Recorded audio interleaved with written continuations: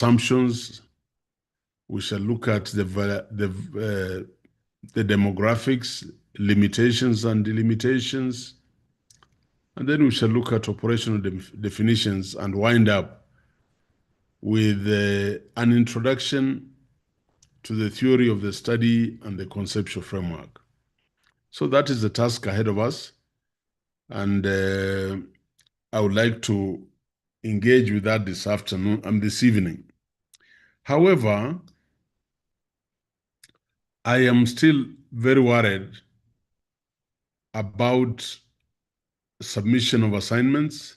I know quite a number have submitted, but I'm not seeing enough assignments coming in. So I would like to urge the class president to have a conversation with your class so that we are, by now, this is fifth or sixth week of the seminar, of this semester. You should have assembled almost 30%, 40% of the marks that you're looking for in this course. So I want us to go into chapter 1 and allow me to reassemble your thoughts from where we started. And then we will move past the problem statement and look at other elements of chapter 1. Because after today, I will start expecting people to submit to me their topics for validation. I would expect you to start saying, I have read, I want to do my thesis will be in the area of policy or in the area of leadership, but this area has interested me, so I want to spend some time in this area. Do you have any articles for me to read so that you refine your problem statements? So, and this is how I want to do it.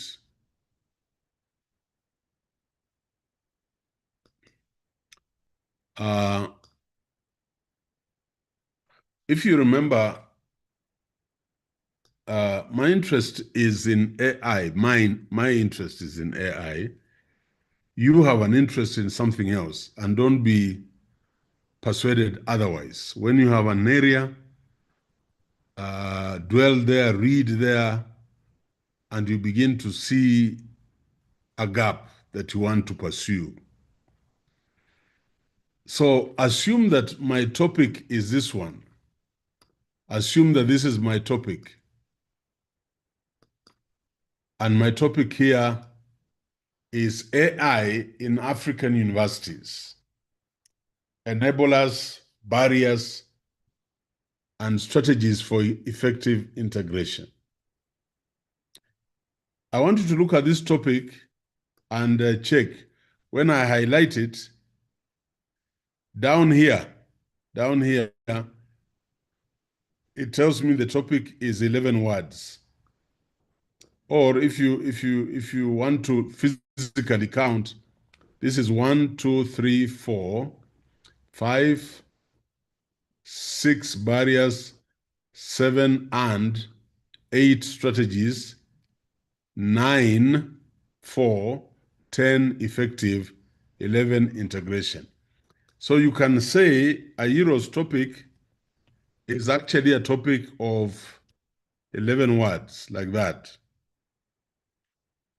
I want to put it to you that topics under my supervision as your first supervisor will never and never go beyond 15 words. So you'll have to work on it to make sure that the piece of cloth you have can only be of 11 words. It reminds me of the late Professor Karega Mutai, my PS, the man who taught me to be tough, and the man who taught me to withstand criticism of any kind. But in the process, he built me up in a manner I could not believe. He would say, Ayiro, you people write too much for policy papers. I am saying you have only 1 meter of cloth when you are writing this report. If you are writing a report for the president, summarizing a report for the president, and our president was Kibaki, and he had wanted all universities inspected in Kenya, the chair of that report, Kabiru Kinyanjui, brought a report of about 500 pages. Professor Karega told me, Ayiro, you know, President Kibaki can't read 500 pages. So you're going to reduce this document to 50 pages and then write an executive summary of 1 page and make sure nothing is lost. I thought he was cruel. I thought he was brutal. But now I look back and thank him for allowing me to develop those deep skills around highlighting and annotation. So he would say, you have 1 meter of cloth, you decide, and you are naked, you decide which part of your body you want to cover. But when I look at you, I want still to see you decent. So you decide. You want to cover the front, you want to cover the back, you want to cover your face, whichever. I am putting it to you that in Daystar, we shall not have amorphous topics. And that is an instruction. So you will make sure that your topic does not go beyond. In fact, actually, I'm being polite. It should never go beyond 13 words. Never. It should never go beyond 13 words. So you'll have to struggle with it yourself and make sure that our topic still remains less than 15 words as we learn how to do research.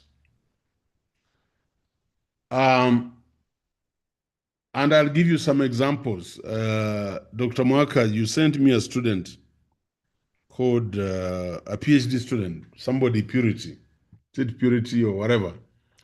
And she brought me a topic of 25 words.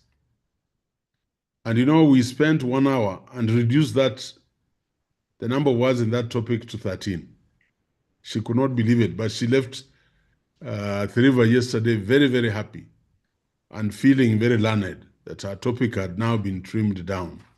We shall do the same with this. I hope you are able to see the screen. Are you seeing the screen? Yes. Yes, Oh, yes, we can. Thank you. So that is our topic. We spent some time on the background of the problem. You have notes on it. And I am saying this.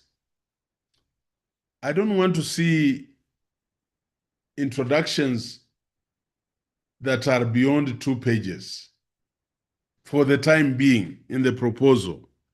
I don't want to see that. I want you to learn to be parsimonious. So between 1 and 2 pages, 1 and 1.5. But remember what we said in the background to the problem. This is introduction to the background of the problem. So you will tell us the opening sentence. Like this is, the topic is on AI. So you'll begin by establishing the growing global importance of artificial intelligence and its transformative potential across various actors. So you will tell us what that topic is all about. So for example, artificial intelligence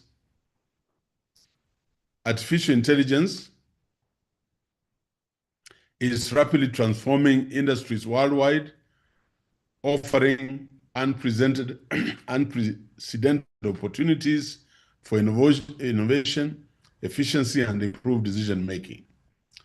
Its potential to revolutionize education is becoming increasingly apparent, promising to enhance teaching, learning, and administrative processes. So you'll give us by establishing the significance of AI. Then this AI is related to African universities. So the next one will be AI in higher education, a global perspective. So you tell us globally, what is AI saying? What are authorities saying about AI? And then you'll come to the context of sub-Saharan Africa. Remember, we are talking about African universities. So you come to the context of sub-Saharan Africa in doing your introduction, and you will talk to us about the context of sub-Saharan Africa as far as higher education is concerned. And of course, within the context of artificial intelligence. Then you tell us about the potential of AI in sub-Saharan Africa for higher education institutions. And this we have done in detail. We taught you what should come into a background program, into the introduction to the background of the problem. So you have the notes, and me, I'm using this topic to show you how I would write my background, introduction to the background of the problem I'm studying. And then you talk about the current state of adoption in sub-Saharan Africa. And of course, always you must have read articles, citations, and statistics, and you will cite them in your work. So, ladies and gentlemen, what I'm saying is that I have taught you how to write an introduction to the background of the problem under the chapter introduction. And so I don't want to see any confusion around here. This one will be on the cover page, the topic, but I want to see chapter 1 introduction, which is 1. In fact, if you want, you can put this as 1-0 like that, introduction. 1-1 would be introduction to the background of the problem, or an introduction to the background to the problem that you are studying. So you must be very clear. Chapter 1 is introduction, but the first part of that introduction is introducing the background to the problem under study. And then we have told you how you construct that section of your proposal. Statistics and citations are very important. So we don't want empty stories. We want statistics and citations to fortify the introduction to the background of the problem. The next thing we dealt with was 1-2, the problem statement. So I want to see chapter 1, 1-0 introduction, 1-1, introduction to the background of the problem, 1-2, problem statement. And again, I'm saying it should never go beyond 2 pages. Ladies and gentlemen, if I try to go back to this, I'll be over-teaching. But the first part of a problem statement from a student in Daystar of research method is manifestation of the problem. So you describe the observable consequences of the limited AI integration in sub-Saharan Africa higher education institutions. And you provide examples of how this manifests in terms of inefficient administrative processes, limited access to quality education, lack of personalized learning, inadequate research capacity. So when we say manifestation, we are talking about the visibility of the problem. And these are the aspects. And these aspects, you know, manifestation. I want to see statistics. I want to see citations. So that's the first part of the problem statement, first paragraph. The second is the problem itself. Here, I want you to state the core problem the study will address.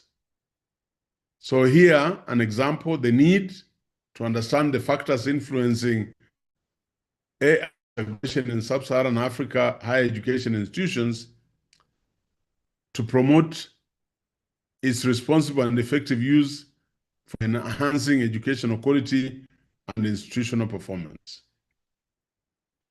So you must tell us the so what. Why are you doing that study? And we are all interested in being told we are doing this study for this reason. So after you have told us the visibility of the problem and the manifestation, the next thing is you must tell us what the problem is itself. I think we overemphasized, we did examples, the one of this lady from Kampala, we did the one on AI, and we did the one on tobacco smoking. And then after you have identified the problem itself, you now go and join the other people who have worked there before you. So that is called the context, the context. So we want you to give us the context. In other words, you have to look for studies that have talked about AI penetration in universities in sub-Saharan Africa. So briefly review existing research on AI in education, highlighting the limited focus on sub-Saharan Africa. And I've given an example there. Why are you doing the context? You're doing the context so that you open up the gap. You find a space for yourself. You justify why you're doing that research. And how do you identify a gap? By reading, develop a context, and see where the gap is. Now, the gap in the study. It says identify the gap that this research aims to fill. So the lack of comprehensive research on the enablers, barriers, and strategies for successful AI integration in sub-Saharan Africa higher education institutions, taking into account the specific contextual factors. So you must tell us the gap. And the gap is a justification as to why you want to do that study. And I would like somebody to read me this example, because this is where most of us don't get it. So can we have a reader for the gap of this study? Somebody with this, the first one to raise their hand up, I think is Violet Akibaya, and the rest will pick you up later. Go ahead. Thank you, Prof. Good evening, everyone. Yes. The gap in the study. Identify the gap that this research aims to fill. The lack of comprehensive research on the enablers, barriers, and strategies for successful AI integration in SAHEIs, taking into account the specific contextual factors.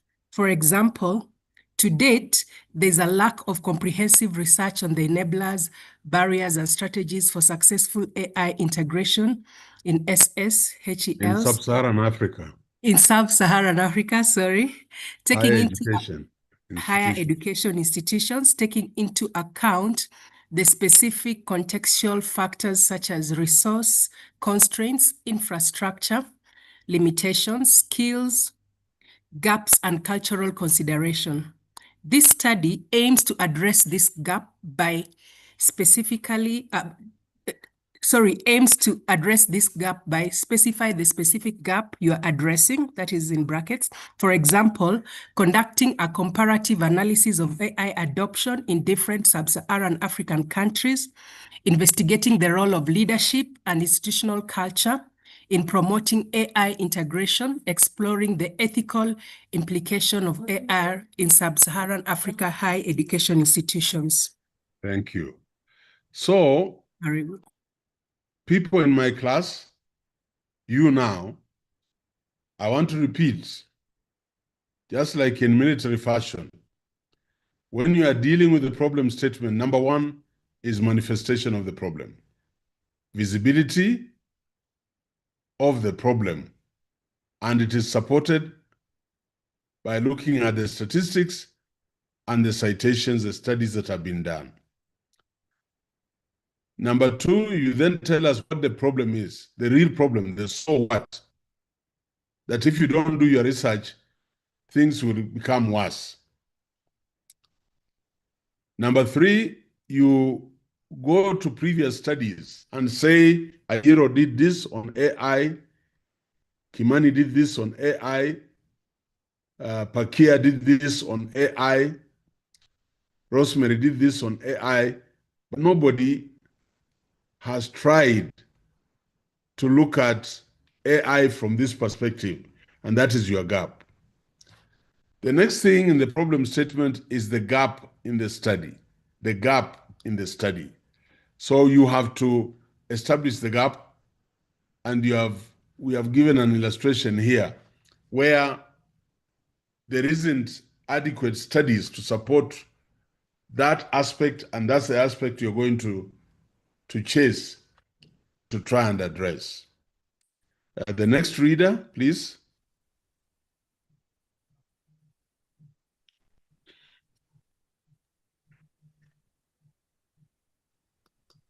Next reader, I would like Francis Lokalen. Thank you, Prof. Yeah. The usefulness or application of findings to specific audiences. Explain how the findings of the study will be valuable to different stakeholders. The first one are the policymakers. The findings will inform policy decisions related to AI in education, including resource allocation, regulatory frameworks, and capacity building initiatives. Yes. Higher education institution leaders. The research will provide practical guidance to higher education institution leaders on how to develop and implement effective AI strategies that align with their institutional goals and address their specific challenges.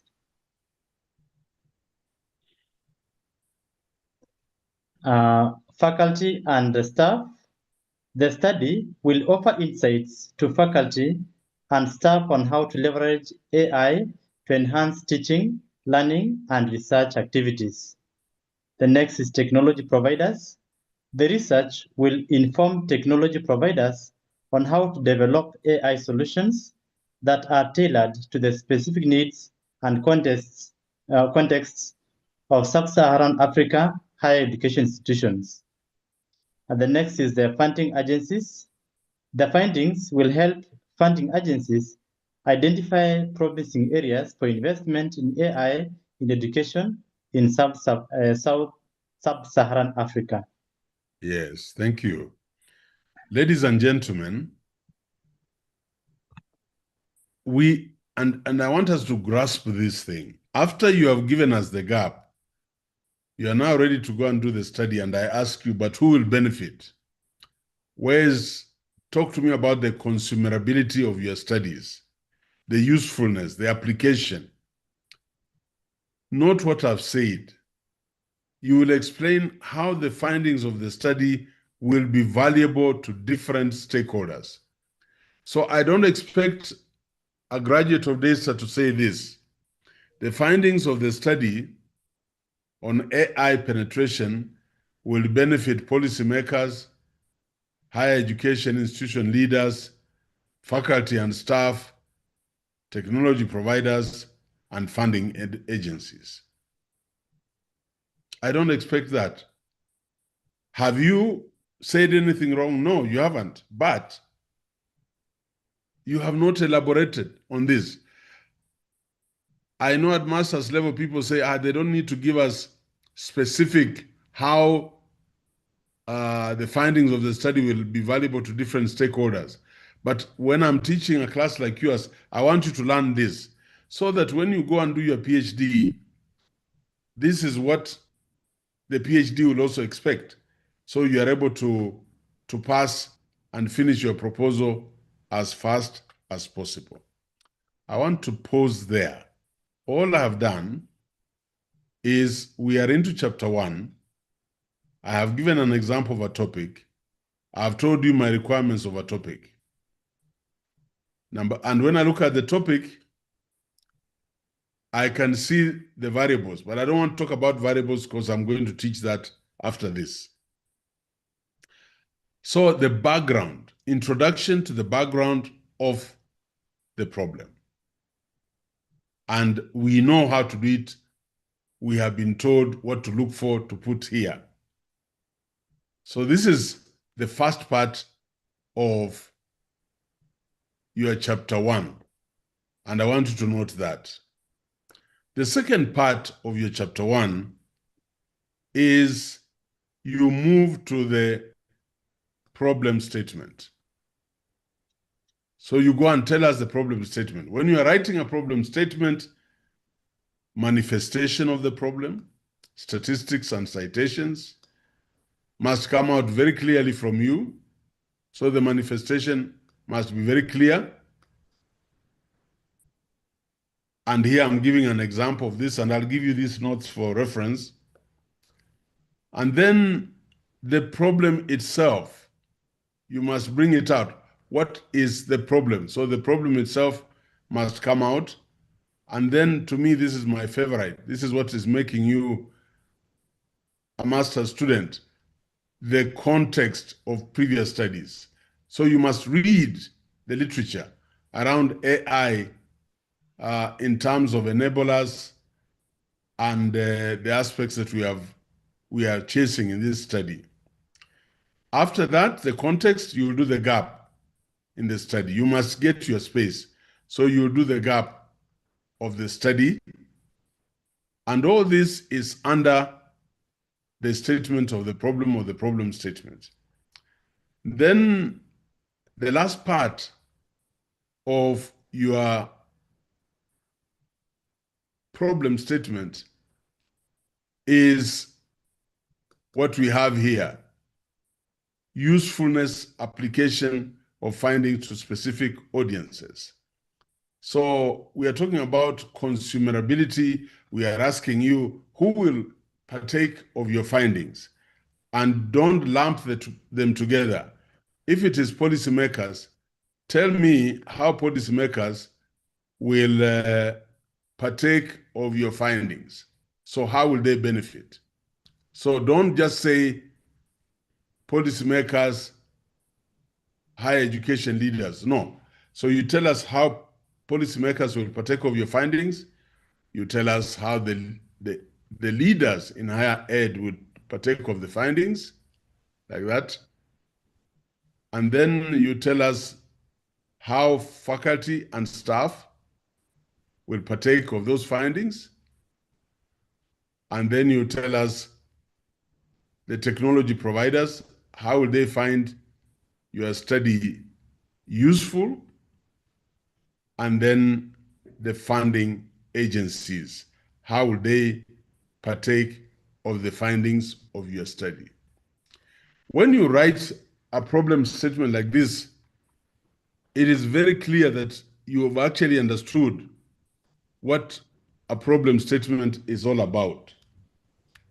And this is my expectation of you as we move away from the problem statement and now go to the purpose of the study.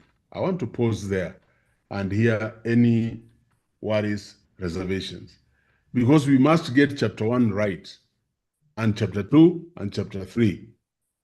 By the time I finish with you, you should have those chapters ready for submission.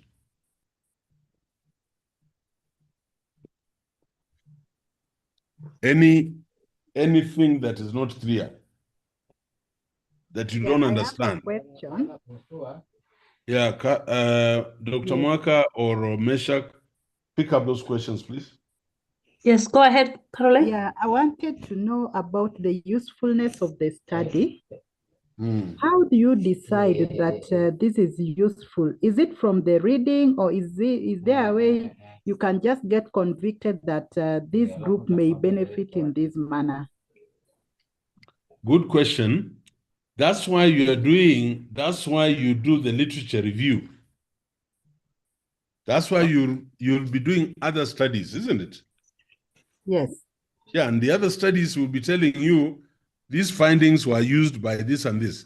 And you can then postulate that my findings will also be useful to this.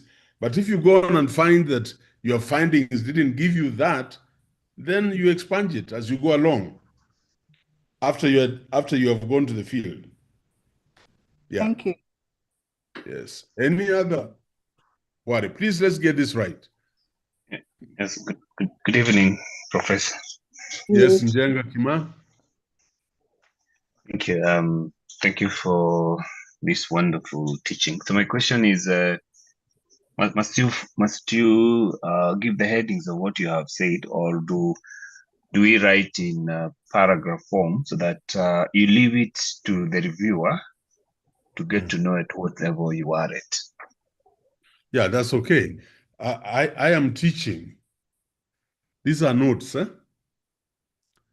But when you are writing, you can write in continuous prose, this one. Yeah? You're asking about this? Yes, yes. Yeah. You can write in continuous prose. Huh? All right. It doesn't have to be in that. Let me show you something.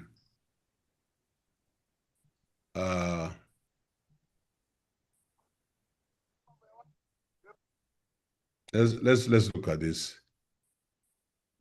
Let's look at this. A good question. Thank you very much. Let's find this in the Finder.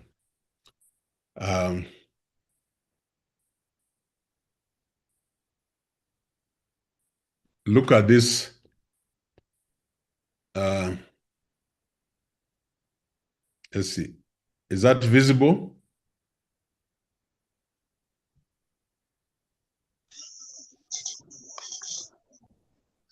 Is this visible? Yes, it is. Yes. Yes. Yeah. Yes. Yeah. Let us, can somebody read for me? I'm answering his question now. The audience. Can somebody read that? I can read. Okay. Lois, read us that. Okay, the audience, by examining these multiple school contexts, using qualitative approaches and involving students as co-researchers, we can better understand the conceptions and misconceptions adolescents hold about tobacco use in high schools. With this understanding, researchers can better isolate variables and develop models about smoking behavior.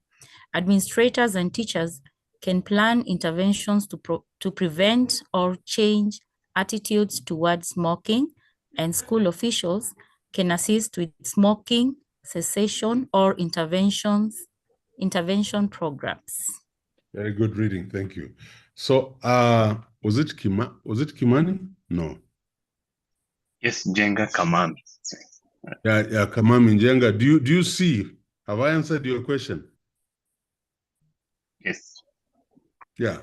So you can write it in prose. I'm isolating them because we are learning. So I wanted you to see the segregation of how each stakeholder will partake of your findings. And it's the same here in this paragraph, but you can see how it has been dealt with.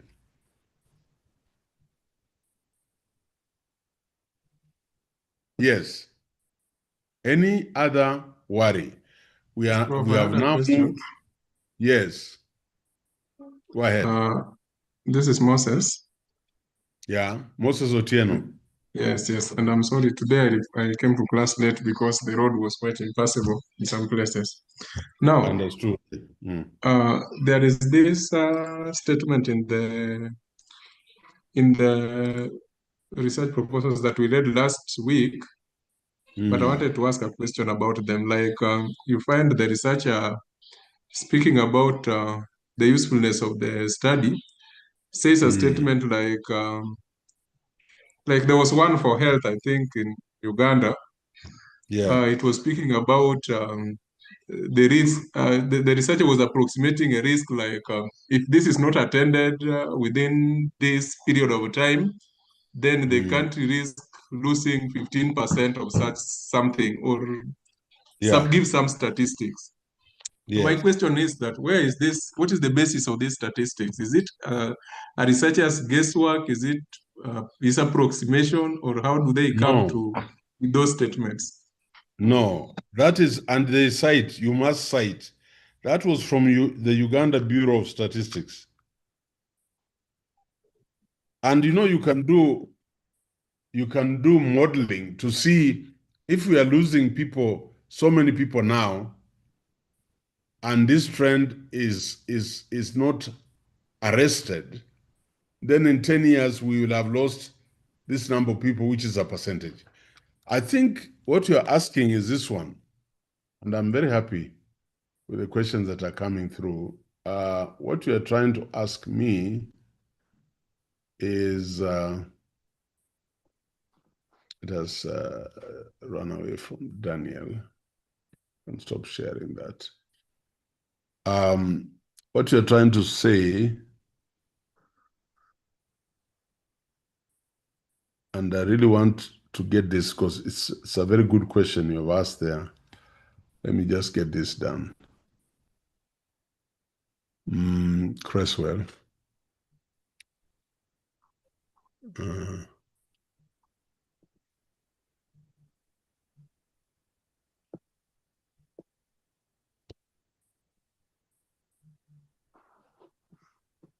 Yeah.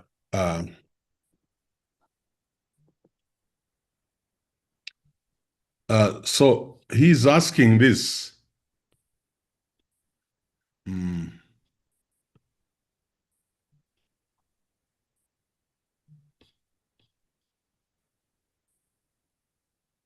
Just a minute, let me get this.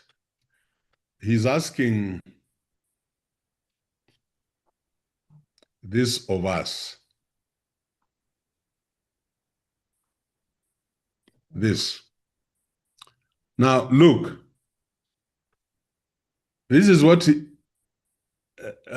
by the way, this is the manifestation, and maybe we need to clean out the research problem. Can somebody, and Moses, I think your ideas are overlapping between the research problem itself and consumerability, the use. But can somebody pick this up and read for us this manifestation? Then I'll explain what. Yeah, go ahead. Tobacco use is a leading cause of cancer in American society. McGuinness and Fofi, 1993. Although smoking among adults has declined in recent years, it has actually increased for adolescents. The Center for Disease Control and Prevention reported that smoking among high school students has risen from 27.5% in 1991 to 34.8% in 1995. USDHHS 1996. Go on. Unless this trend is dramatically reversed, an estimated 5 million of our nation's children will ultimately die a premature death. Center for Disease Control 1996. Yeah. So do you note that? No. We stopped there. Do you notice that? First of all, the manifestation is the visibility. My God, this statistic is going to rise from 27.5 to 34.8. If you see that rise in 4 years, proportionately, it should tell you what will happen in the next 10 years or so. So those estimates are coming from calculations, from modeling, but these are from studies that from the US Demographic Health Survey. And then the real problem, this is the real problem, Moses, and I want everybody, I'm not talking to Moses, I'm talking to everybody. Unless this trend is dramatically reversed, an estimated 5 million of our nation's children will ultimately die a premature death. And this is cited from the Center for Disease Control. How did they get it? Because they have seen the reported incidence of smoking increasing. And I don't know whether you realize, could this be the problem in Africa? Why are we saddled today with an education system we can't fund? Why?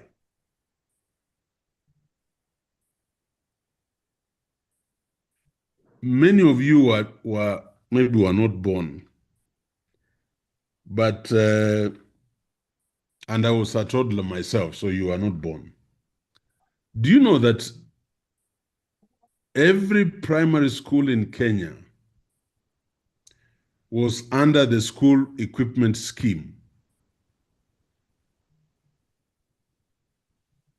SES, at industrial area.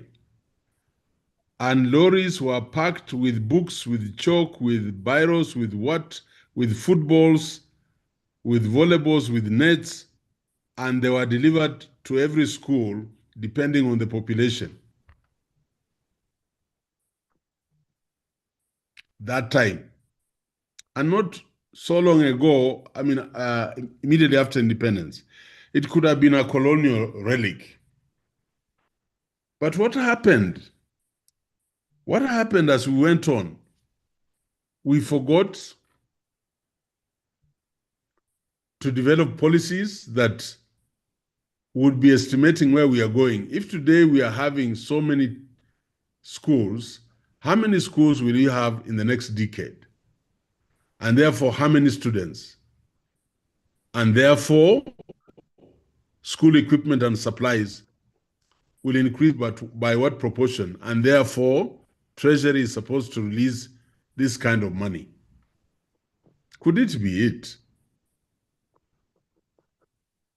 Those same years, every ward, not even ward, every zone in Nairobi, in Kisumu, in Mombasa,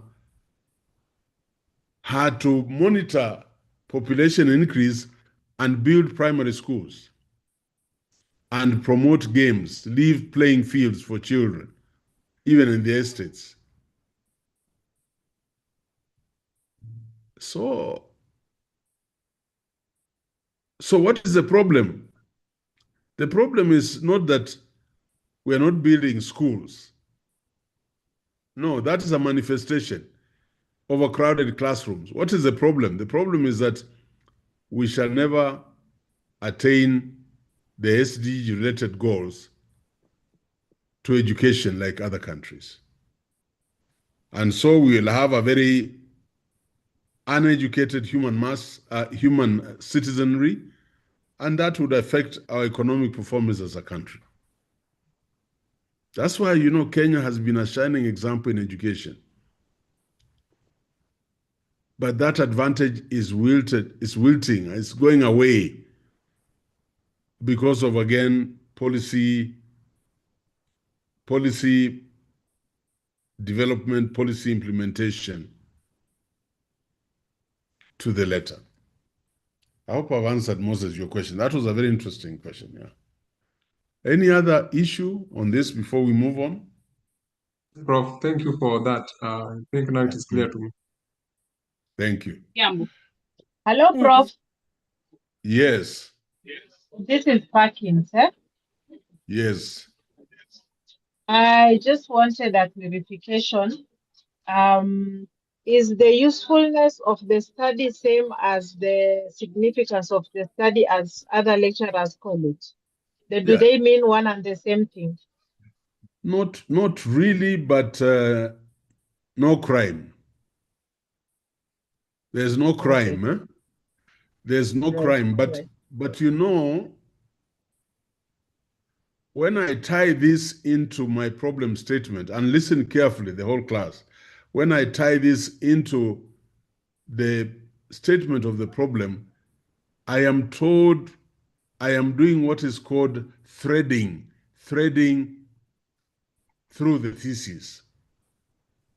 So you must have noticed what I start with as the introduction to the background of the problem carries bits and pieces of the problem statement. That is called threading. So there must be a thread through your thesis from one chapter to another. When I walk away from the problem statement, I've already talked about the context. I've talked about studies that gave me the gap, but I've not looked at the studies. So when I go to chapter 2, literature review, I now can dance without limitation. So what you'll find in this problem statement will be amplified in the literature review. Why am I doing, by the way, what I'm calling here the audience? I hope you know why. The consumers, or the usefulness of the study, or the application. But when you call it significance, and you go on with the research, you notice when you put it as something significant, then you are actually thinking statistically. So you must have citations, but also you must have some statistics. I also want you to note the difference between rationale and significance of the study. So that's a good question. You are not being redundant. You're not being wrong. You are okay, but you're doing threading of your work. Any other question before we move from here? Yes, please. Yes, go ahead, Charity. Thank you so much. Now, my query was about on the topic. Is it when a person writes it in a question form, is it wrong such that it appears like a research question? Why? Why? And you have space. Why? Why do you want to start with a question in the topic and you have research questions to develop? Why? I'm being very judicious. I would have used more stronger words. Why? Why would you want to put your topic as a question? No, when you go on with research, you notice the research questions are sub-items from your topic. And that the research questions are the ones that give you the items into your questionnaire. So it will be very complicated for you to have one composite question and it is in the topic of your study. But I can do this. Let me see whether I can do this. I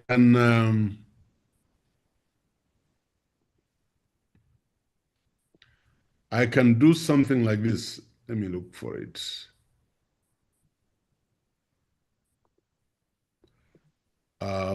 Let's see.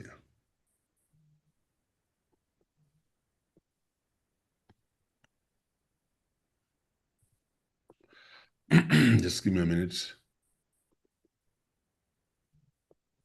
Yeah. But I can do something like this.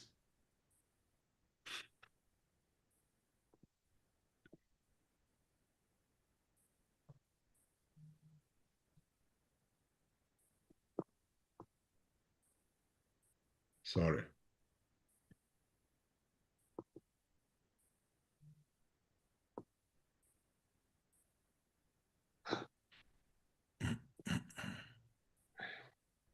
Sorry about that. I can do something like this.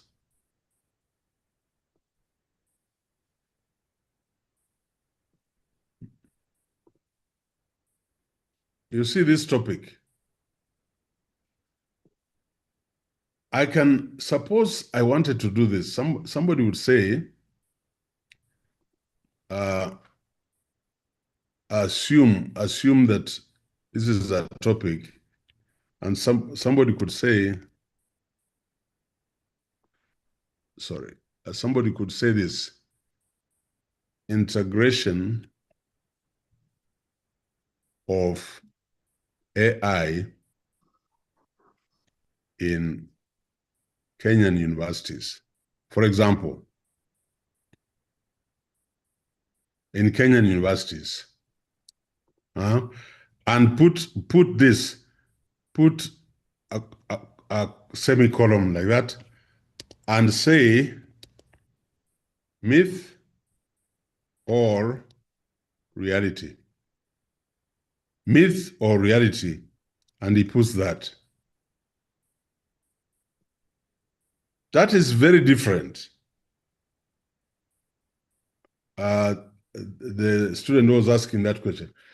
This one is allowed. This one I would allow, or it is allowed. It is plausible. And I want you as a budding researcher to say why this is plausible. What are you questioning? You are not questioning the stem, the theme of the research. You are questioning whether it is a myth or a reality. Yeah? That's what you're questioning.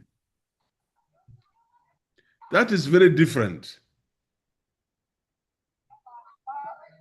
than you writing a topic like, is the integration of AI in African universities attainable? Question mark. Those are two different things. But that's a good question. Yes, anybody else? As we move on now. Prof. Yes, go ahead. This is Peter. Yeah, Peter Kilani, yes, go ahead. Yes, so my question was, when you're talking about chapter 1, you're talking about 1.0 introduction. Is that the same as topic? 1.0 introduction? Yes. Here, this one? Yes. Let me just be sure we are talking about the same thing. What do you mean by topic? Do you mean chapter 1 is called the chapter 1 in which you're talking about the introduction and background to the problem? What do you mean by saying 1.1 means topic? The question is, if, for example, the topic you are talking about AI in African universities, yes, it comes under 1.0. Why? But that is a topic for the whole study. Yeah, let me answer it this way.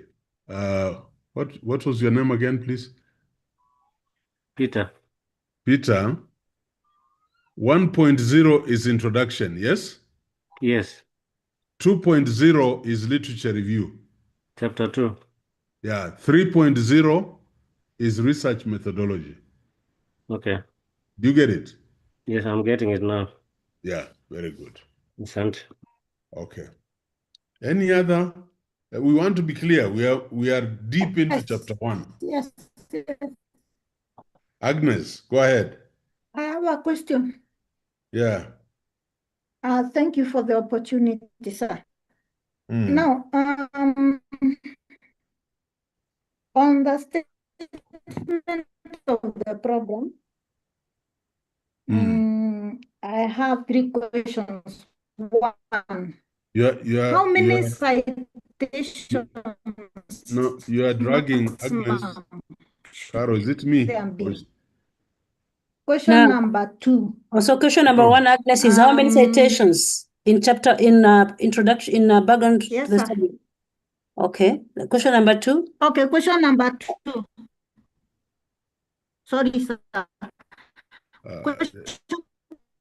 I'm not getting her. Not getting her at all. Agnes, you How break. many citations? Yes, number 2. Different lecturers have given us different dates on citations. I'm not getting. I can't hear. Am I now clear? You are clear, but you see you keep moving. Can you say, you're saying how many citations are required in Or I introduction? write it on the chat. Yes, do it. Type on the chat. I'll read it. Wow. Okay. Next person. Yeah, can I ask, Prof, if I combine, like I had posted on the chat, examining educational policy and leadership, formal schools, gospel artist platforms, and bias in Kenya, will that be correct? Like a topic? Oh my goodness. Agnes, can you type? Type Agnes. I'm looking at your chat. Who was that? Sylvester. It's here. Ah, my God.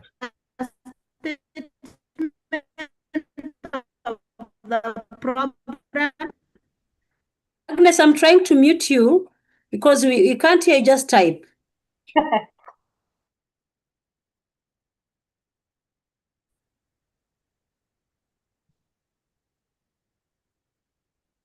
There you can.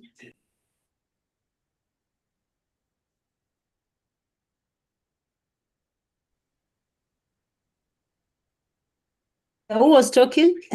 Sylvester. Now, is it Sylvester? Sylvester, Yes. is this? Yeah. What are you saying about this topic? Like I'm combining like two. I say like I'm doing like policy and leadership. There's a question there, like the topic is examining educational policy and leadership. Then former schools, gospel artist platforms, and bias in Kenya. So will that be something worth it, or what do you think? You will have a lot of problems, but it depends on your supervisor. And there's no problem in dealing with leadership and policy, by the way. But when you want to extend it to the demographics of a formal school, gospel artists platforms, and bias in Kenya, then you go offside. Yeah. So how can I, like, for example, put it? Yeah, so that's why I've said I would like to start receiving your topics, so that I can look at them and give my suggestions, and me and you agree that topic now stands. In fact, we normally have about 3 hours, one of these days, one of the classes, where we go through everybody's topic and have put alternatives, and we agree. Okay. Yeah, we'll clean that out, yeah. All right, go on. Any other issues? Yes, Prof. Yeah. Yes, Prof. Go ahead, Emmanuel. Just a clarification. You talked about when you are looking at the topic that we should adhere to the word limits. Could you please also explain to us if we were to consider the variables? Yeah, yes. And you heard I said I don't want to talk about variables because that's my last part of this evening. I want to make sure that we all understand variables the way we should understand them. Huh? So that, but I know what you're saying. Can we be able to see the variables within the topic? Exactly. Yeah, we'll come to that. Yeah, good. Thank you. All right. Yes, Prof, I have a question, please. Okay, Monica, go ahead. Yeah, you've been saying that we need to send our topic. Is there a place that we need to put them, like on the platform, or are we sending them through mail, which might be congested? Is it possible to have a place? Thank you, Monica. That one, I have two people. There's Magdalene, there is Caro. Can you respond to that?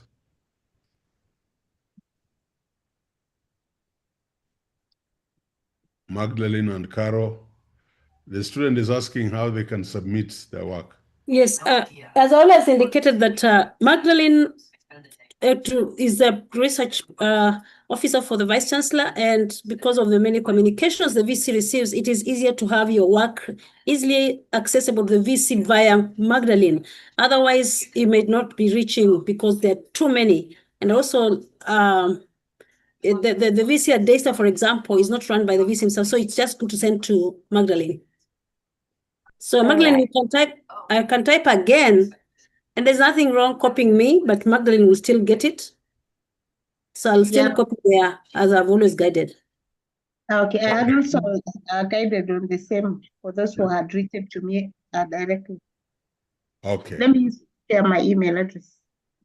Okay. I want the next reader to take us through the purpose of the study. After the problem statement, the next part, 1.3, is purpose of the study. Sorry, Prof, if you don't mind, instead of us sending one topic to Magdalene, can we open, we will open Magdalene a Google Doc where everybody writes their topic. So they don't send. We collect all of them.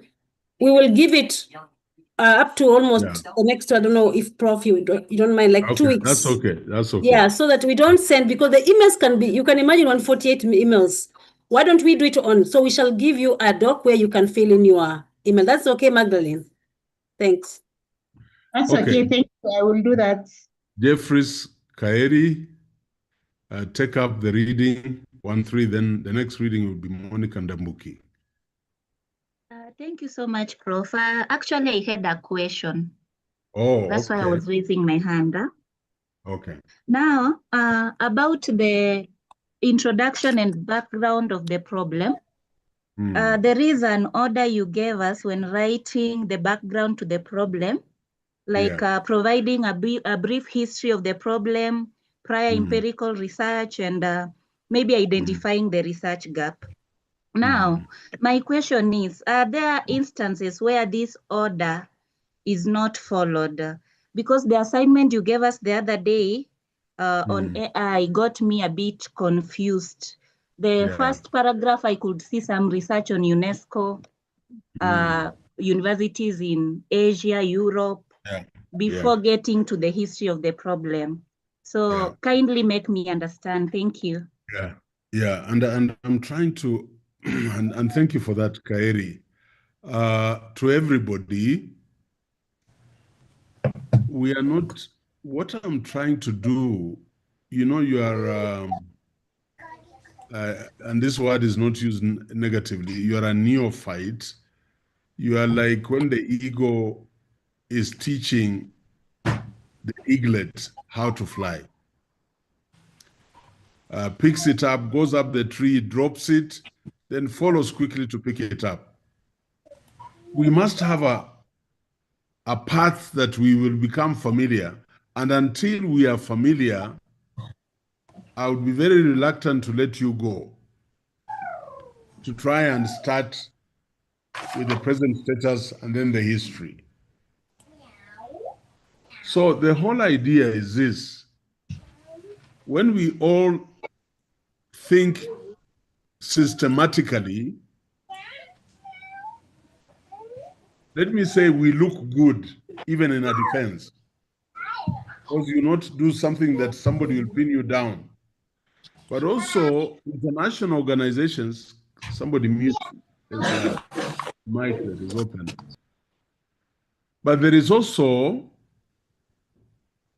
are also organizations, global organizations, that follow convention. When they're looking at the background, introduction to the background of the problem, they know what they expect to see.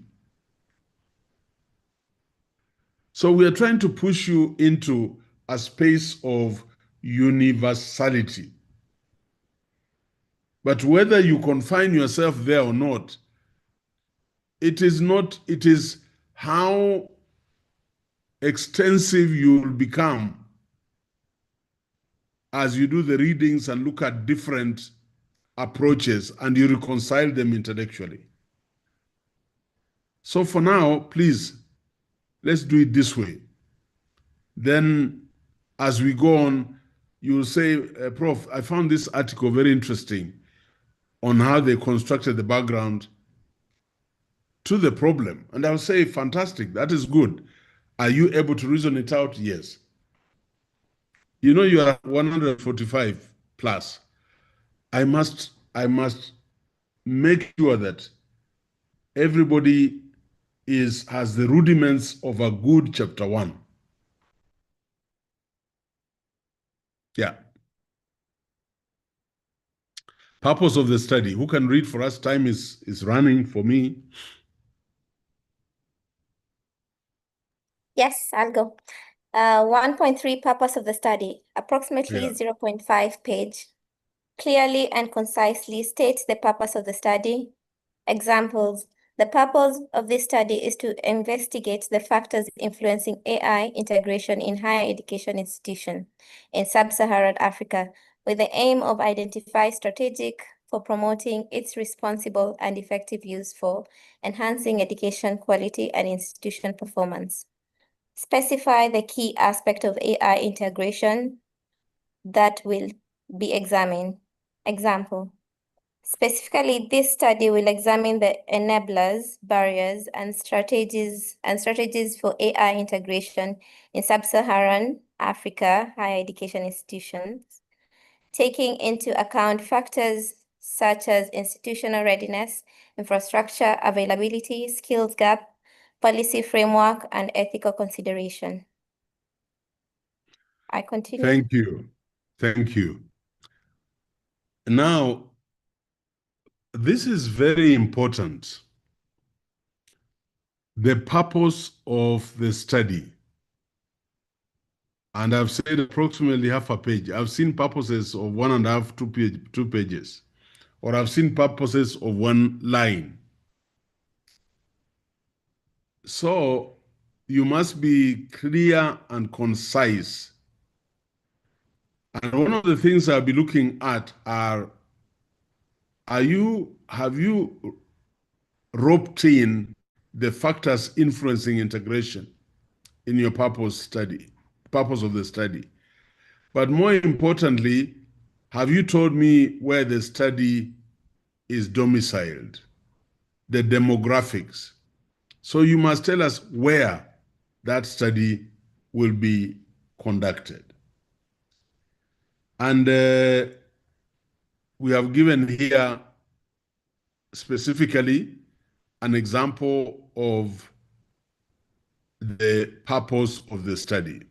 This will take some practice, and I'm going to give you notes around that so that just like we did with the introduction background of the problem, and we have done also with the problem statement, I want to give you some few notes on the purpose of the study towards the end of this lecture. But let's go through the notes here first. The next reader.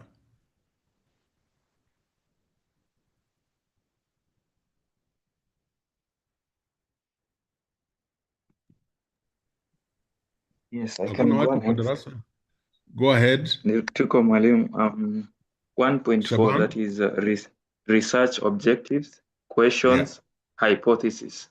Approximately 0.5 page. Research objectives. To assess the current state of AI integration in HEIs in selected sub-Saharan African countries. To identify the key enablers of AI integration in SSA HEIs, to identify the key barriers to AI integrations in SSA HEIs, to explore the role of leadership and institutional culture in promoting AI integration, to investigate the ethical implications of AI in SSA HEIs, to develop a framework for promoting responsible and effective AI integration in SSA HEIs. And then there is research questions and then examples. Yes. Look at those objectives. We shall come back to them. But notice that these objectives are actually coming from the purpose. Just roughly notice that, because we are being told the purpose of this study was to look at factors, strategies for promoting effective use of AI, and specifically, we are examining enablers, barriers, strategies, taking into account institutional readiness, infrastructure availability, skills gaps, policy frameworks, and ethical consideration. Look at the research questions, research objectives. To assess the current state of AI integration, that is in the purpose. To identify the key enablers, barriers, they are also here, enablers and barriers. To explore the role of leadership and institutional culture, and ethical consideration. There is ethical consideration here. And to develop a framework for promoting responsible and effective AI integration. This is just proposing. Now, your research will propose frameworks for promoting responsible and effective integration. But notice that your objectives actually they ooze out, they drip out of your purpose statement.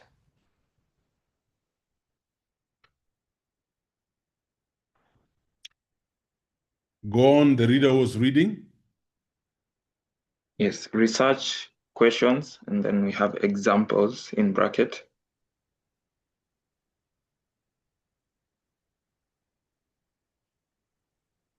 Can scroll down. Sorry. Yeah. Go ahead. What is the current level of AI adoption in HEIs in selected SSA countries? What are the main enablers of AI integration in SSA HEIs, such as government policies, funding mechanisms, and infrastructure availability? What are the primary barriers to AI integration in SSA HEIs, such as limited resources, skill gaps, and regulatory challenges?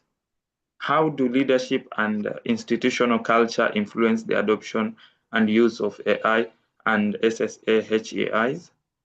What are the ethical considerations related to the use of AI in SSA HEIs, such as data privacy, algorithmic bias, and the impact on human jobs? What strategies can be implemented to promote the responsible and effective integration of AI in SSA HEIs? Yeah. Hypothesis. So basically, no hypothesis, no, leave it. I want to cover variables first. Basically, the research objectives are turned into questions. So that's not too difficult. What is difficult is to tease out your research objectives from your purpose of the study. We will come to hypothesis after I will have covered, there's a slide, there's a presentation, a PowerPoint presentation I want to cover. Then we'll go back to look at hypothesis and move on to rationale of the study. So we are eating into chapter 1, but please walk with us. It is 7:43. We are taking 15-minute break, and we come back at 8 sharp. So take a breather, cup of tea, then come back. Carol, back to you.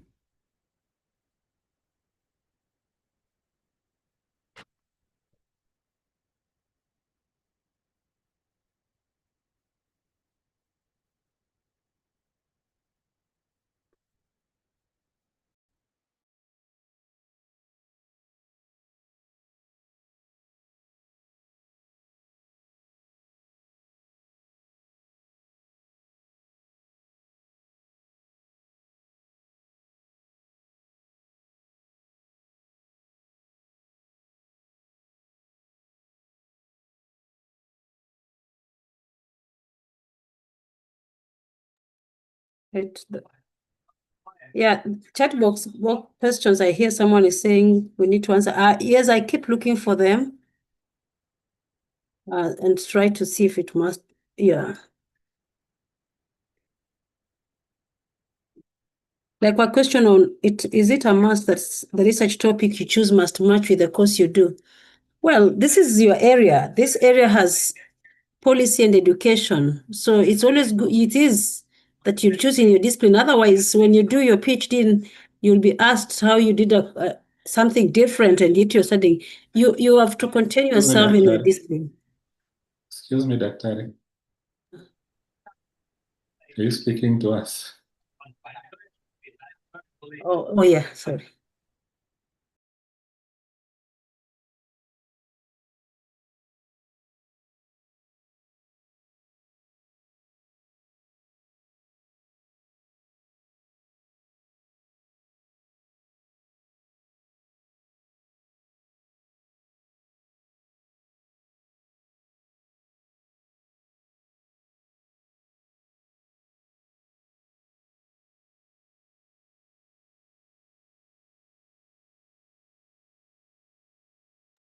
Carol, there are so many hands up. People, that's very worrying. Are we responding to them, or they were put up long time? Yeah, some usually are putting to read. Now, if they have a question, they rather shoot it because most of the hands are for reading. But we encourage, if you have finished reading, you put up your hand, put down your hand. And if you're going to raise your hand, it should be, if it's a question time, then others who want to read, you pull down. Then after the question is responded, you can raise again, because then we mix both question answering and reading. And now they are all down. See questions like, what is the maximum of number of objectives and the questions? That's out. That's neither here nor there. These are derived from your purpose. So you might have 3 objectives, 4 objectives, 5. We can't give you a number. It will not be, true.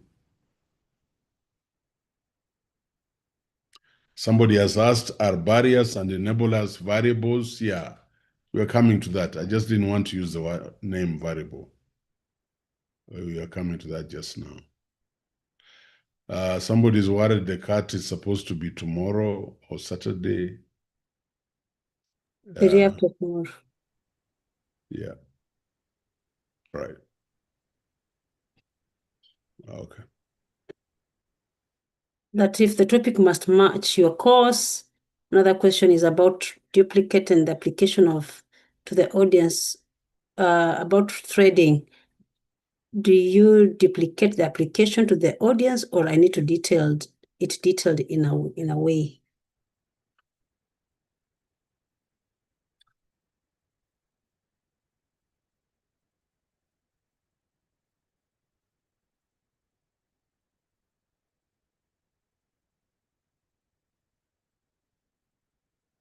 Good evening, Dr.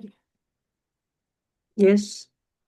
I realized I have a net each. I wrote my question on the chat concerning the APA and citations. APA and citations. And I know graduate school, that is one of their roles, and they will need to work with the library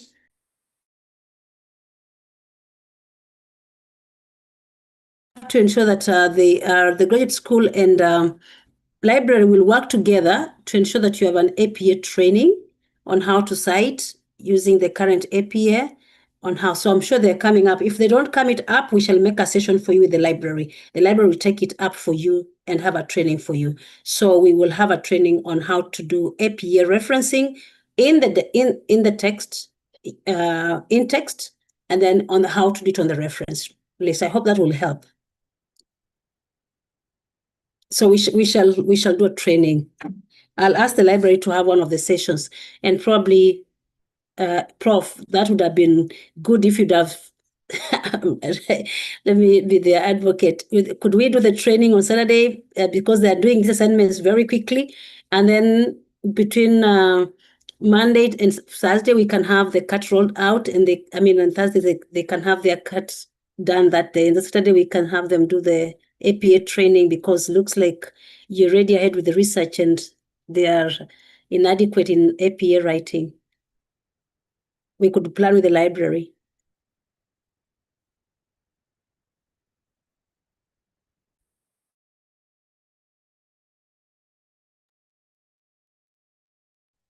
Daktari, he gave us a break until 8. That's fine. I'm just saying that. So he could be Support. on break. I'm really waiting for the support. So, yeah, so that actually you need an APA training because this course won't be able to give you that. Only the library can do that. And library can either work with the class or they can work with the graduate school. I'm seconding you, Dr. Caro. Yes. I am third and fourth. Me too. Yeah, so that Sorry. yes. I have a question. Yeah. It's Lois here. There's a time I had Prof mention something like we need to write a book of our own by the end of this course. A book? Yeah, a book. Proposal. A book is your personal growth. I guess a proposal, you should be able to write a proposal. You know, like chapter 1, you've been able to cover up to chapter 1, maybe up to chapter 2. I'm sure by chapter 3 we shall make them. By the way, this research class doesn't end here. What we usually do, we will now change this to called seminars, and they won't be examinable, but they'll be to ensure that now you are polishing your proposal towards your defenses. We go with it. So we now turn them. We always have one day out of the week. We now turn this class into seminar to cover the remaining chapters. And then we also want you to start polishing up your proposal. Your concepts are now read by Prof as we move on. It's not charged. There's no charge on it. It's part of this payment of this particular course. Essentially, in most in our programs in Daystar, people just learn and it ends there. But Prof has taken a strategy of ensuring that we go through a seminar, including the PhD students who he teaches. I found that one of the best learning, because if you're left here, you can't write a proposal. So that's why we go through the seminars. We turn them into seminars, and then the seminars come. You are able to polish your proposals. And then by the end of the seminars, we are defending. Like now, we are almost starting to defend cohort 2.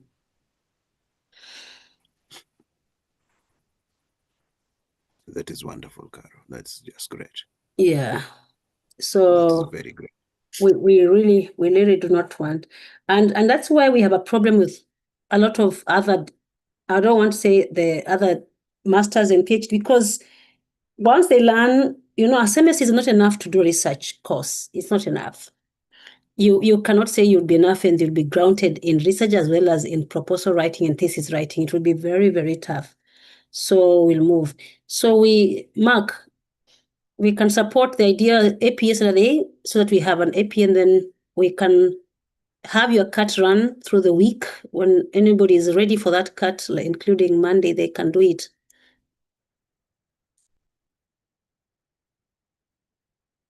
Then I can ask the library to have your session on APA as early as this, so you don't have to wait until end of semester, because you're already into research and you're already starting to thinking of writing and also writing your papers.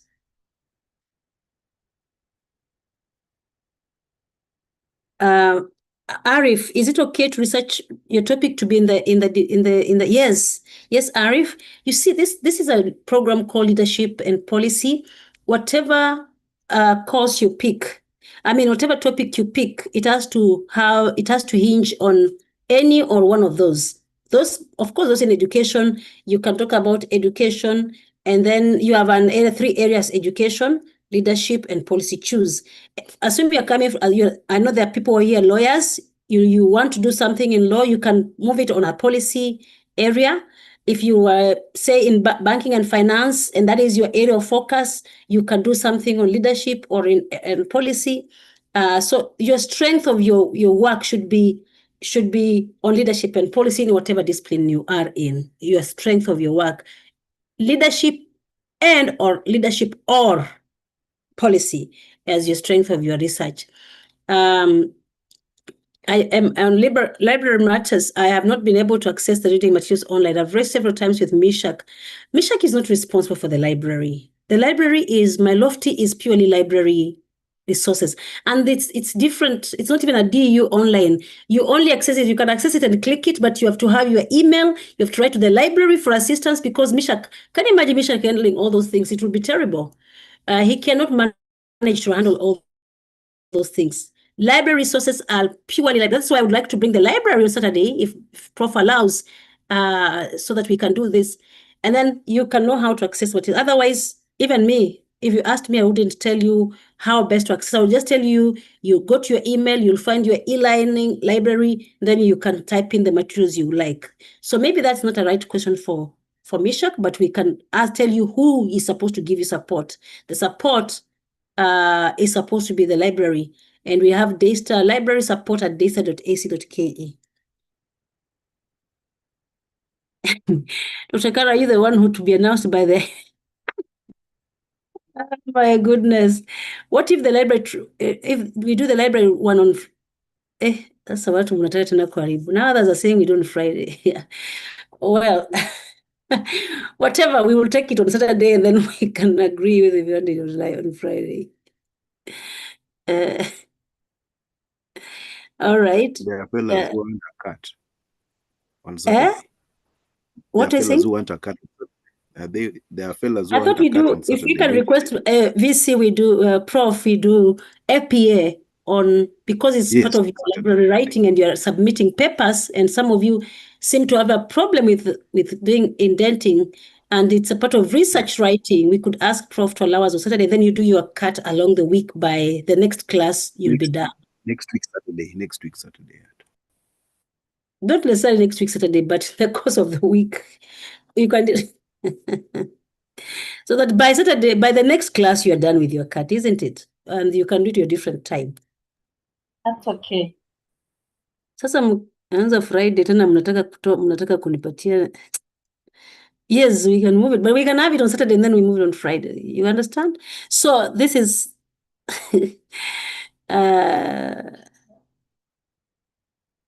is it okay to have one main objective? Always there's a general objective for the whole research, but then you must have specific objectives. That's why they're smart, specific, measurable, achievable, time-oriented, all that. So yes, your general objective is always there, but you must have your specific objectives. 3, 4 objectives are very good. How many citations for the problem? Oh, it's very difficult. Imagine citations we cannot be able to. Let me just let me see a document here. If Prof is here to pick up for. Let me pick randomly a student like Caroline Nguli. I mean, let me see. I don't know if I'll get. I'm just picking a document randomly by a student in the master's class cohort 2. Since I can access it. Again, it's a random. I have no idea what she has written. It might not necessarily be the best document so far, but I just want to pick that. I have so many Word documents, so I have to log it out so that I can be able to share.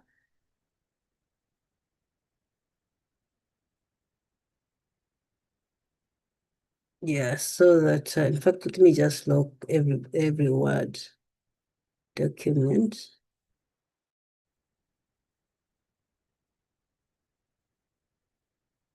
Oh, okay. My Zoom, I will leave and then come back. I see it as an error on my side. So just in case it has told me. I don't know if it's telling me. So allow me to leave, then I come back, but I'll just share that document. So let me see what I need to do. Close.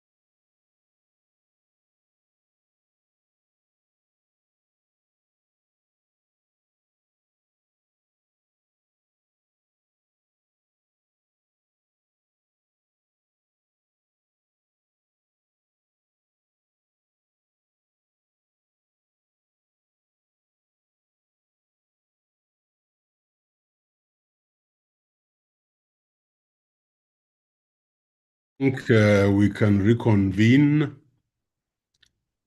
and we have just run through the purpose and the research questions. And I'm putting emphasis on this because I know that's where most of our students struggle a lot.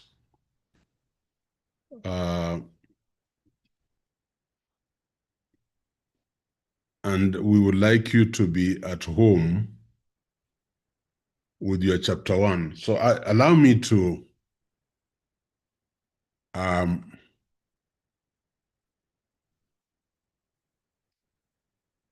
go through this, specifying a purpose, research questions, and hypothesis.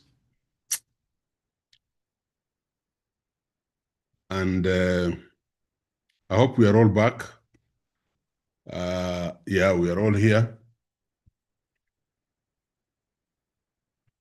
Because it is very important that after our problem statement, we must be able to bring out the purpose, the research questions or objectives, and the hypothesis.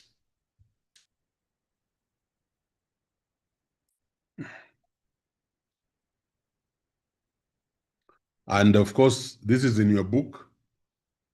A lot of this stuff is in the book, and we'll constantly be sending you to the book. And you realize if you want to get those A's, you must use the book very frequently to fill in the notes that I give you.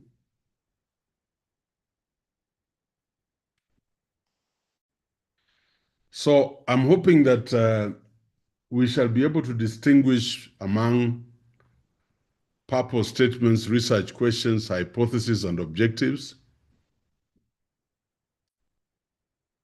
Describe why these statements are and questions are important. Write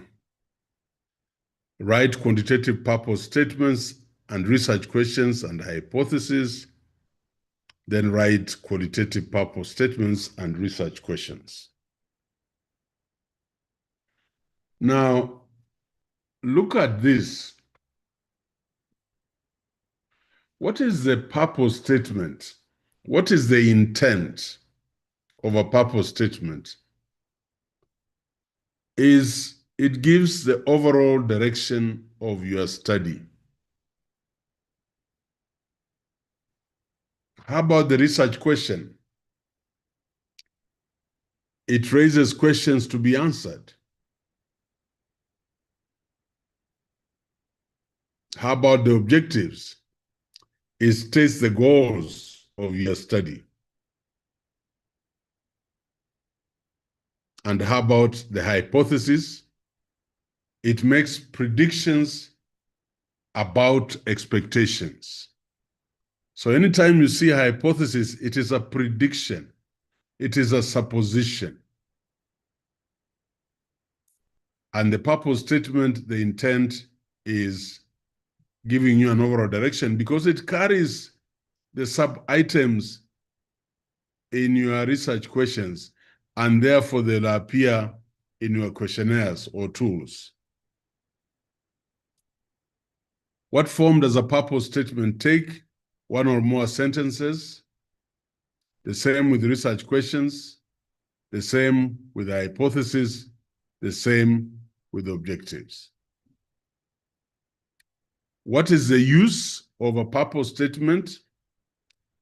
It is used for quantitative and qualitative, so we can use both. The research questions, both. The hypothesis only deals with quantitative research. Note that. And even research objectives, if you are doing a quantitative study, we don't set up research questions. We set up research objectives. Where do we place the purpose statement? At the end of the problem statement. And the research questions, the hypothesis, and the research objectives, they also come at the end of the problem statement or the introduction after you have done the literature review or in a separate section of the study. So where we place them will depend as we go along.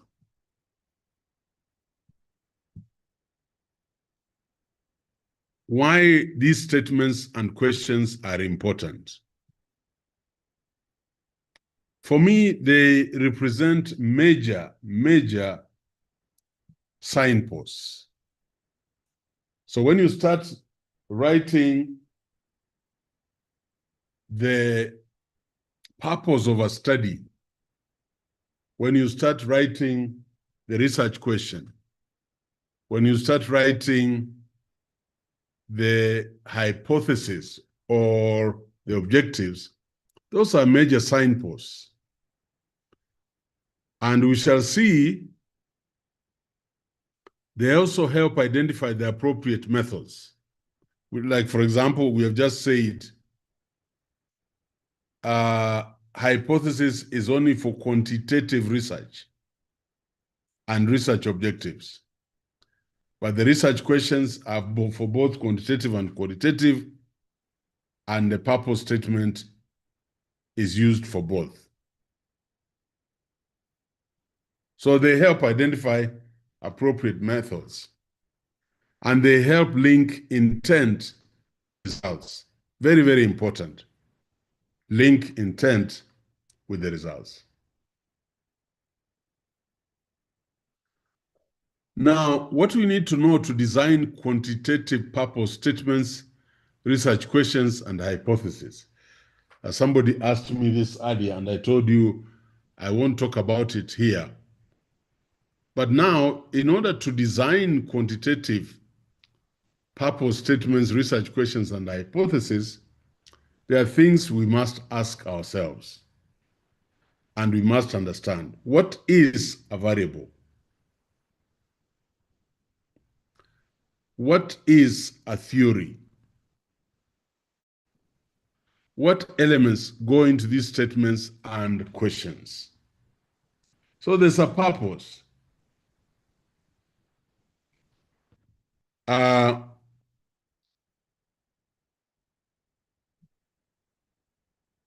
want you to digest this before I read through it. Digest that. I hope you're able to see it clearly.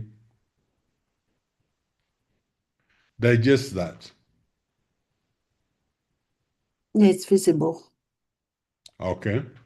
Let them look at it.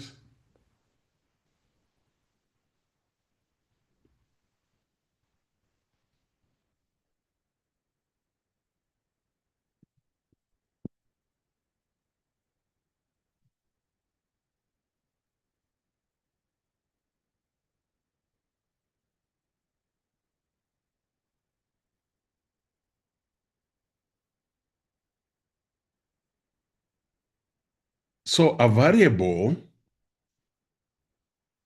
in my simple definition, is a characteristic or attribute that can be measured, so can be assessed on an instrument or recorded on an instrument, and it varies. That means it can assume different values or scores for different individuals. I don't want you to memorize this. I want you to internalize that a variable is a characteristic. So when we were talking about AI integration and we talked about enablers and things that hinder AI integration, they become variables. It is a characteristic that can be measured or an attribute that varies. So temperature is a characteristic, but temperature varies. You can have a variable such as budget. Why is it a variable? It can be measured and it varies. Quality is a variable. It can be measured, but it varies. And sometimes it's so important. Somebody said Kenyans are making their children concentrate on psychomotor skills, but they're not punishing their children to actually master knowledge. That if you're going to be a very good mathematician, there are certain formulae, there are certain tables that you must commit to memory. Then, at a certain age, senior school, you can apply.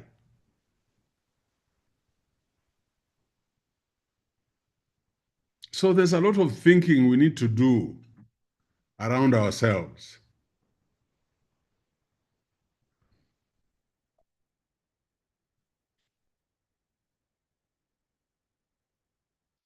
Let me give you some examples of variables. Leadership style is a variable.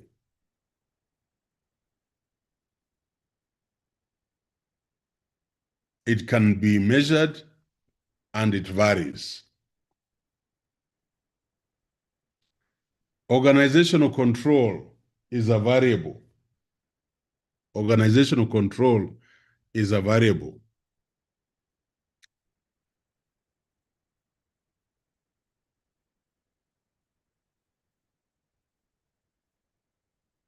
Autism, for those of us in the area of psychology and development, is a variable.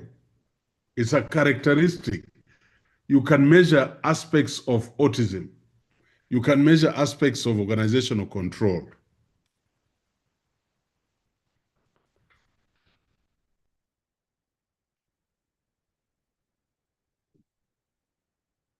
These are difficult but possibly measurable variables. Oh, Ayiro is a social person. Socialization, it is difficult to measure, but it's a variable. That guy has great imagination. That woman has great imagination. How about intuition? Which is so hidden. I think they are very gifted people who know what intuition, who use intuition intuitively. They know this person is not trusted. There are people who meet others for the first time and there is rejection. That is by intuition. Discrimination. Some people hide it. They don't tell you they don't like your tribe, or they don't quite cope with people of your tribe. That is called discrimination. These are variables that are almost impossible to measure. Subconscious thoughts. Although we now have interventions measuring anxiety and other things. World poverty is relative, and then stereotypes. And we'll be sending you these slides so that you refer to them constantly. I want you to take note of these two words, categorical and continuous measures of variables. That is a very important distinction because categorical variables can only be tackled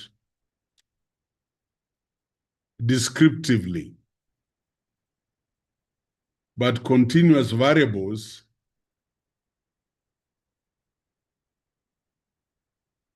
vary, and we normally apply what we call inferential statistics. Again, we'll explain this much later. But I want you to know we have categorical and continuous variables. A categorical measure is a value of a variable assigned by the researcher into a small number of categories. So gender, once upon a time it was male and female, now it is male, female, non-gender. Height is not a categorical measure. Height is continuous. Age is continuous.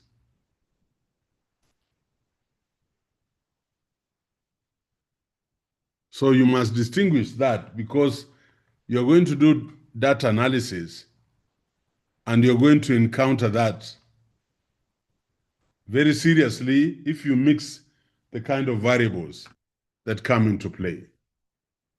A continuous measure is the value of a variable assigned by the researcher to a point along a continuum of scores from low to high, like age, like GPA.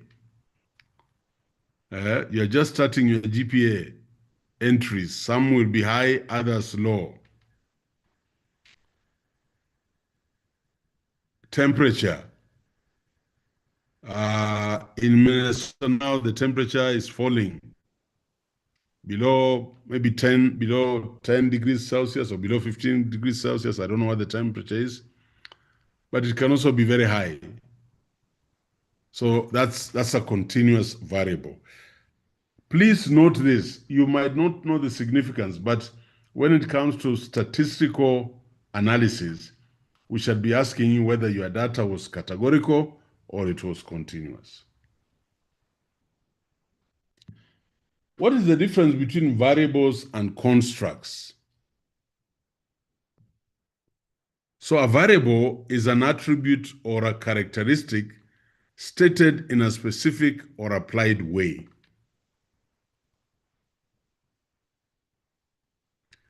But a construct is an attribute or a characteristic expressed in an abstract and general way.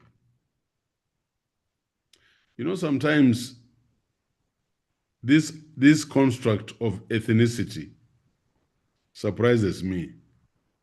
Sometimes it boils to the limit where we call each other names, horrible names. And then sometimes it just disappears, like now, with the demise of Guambo. It has disappeared. Has it disappeared or it has just gone under kidogo? That's a construct expressed in abstract, a very abstract and general way.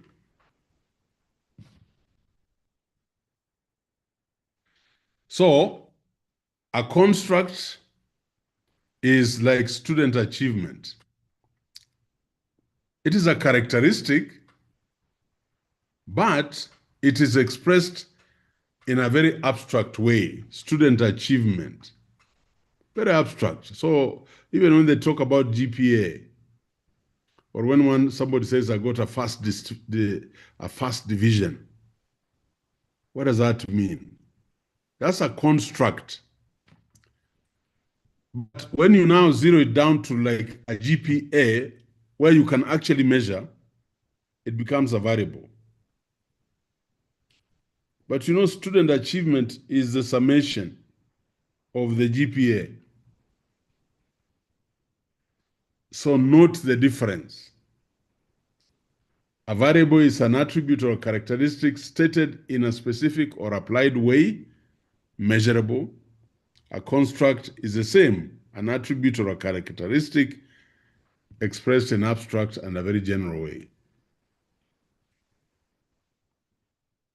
There is this construct that flows all over. That Kenya, we are peaceful people. That's a construct.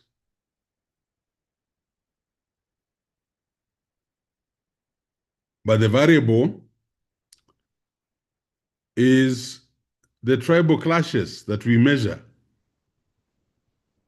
in the borders, huko na kule.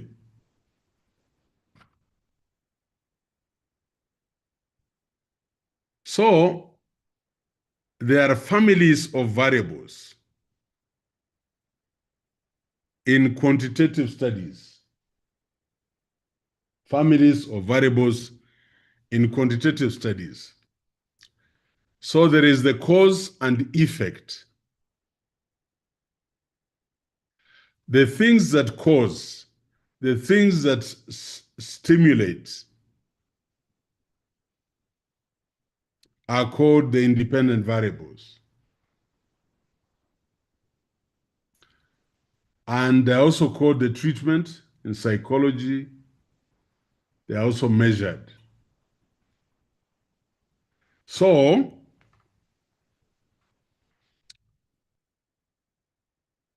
if you are looking at the quality of education or quality of the CBE,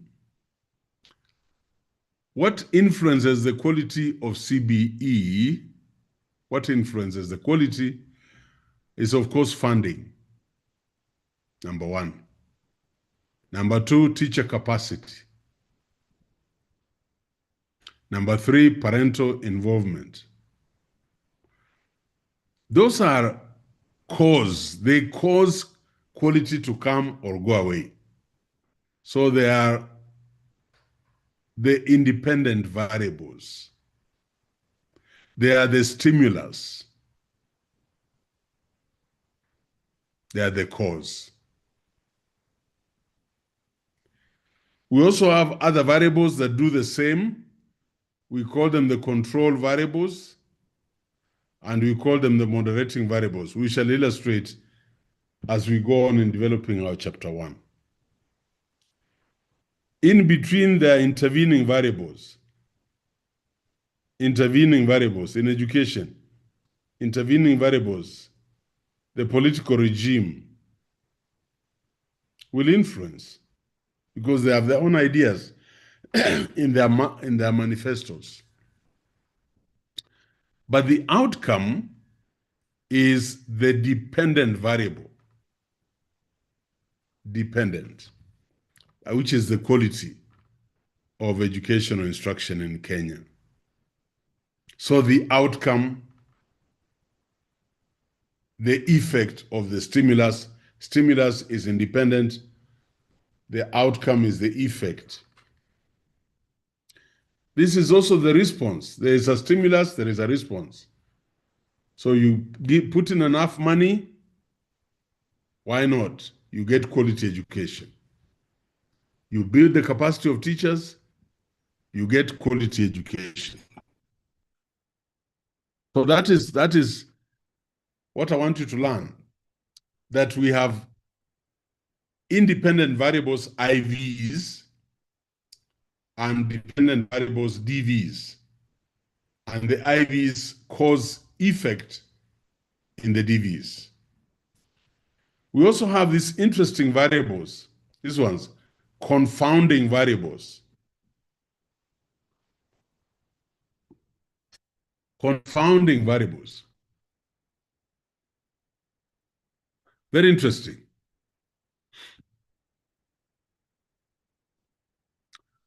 And these are the hidden variables. Huh?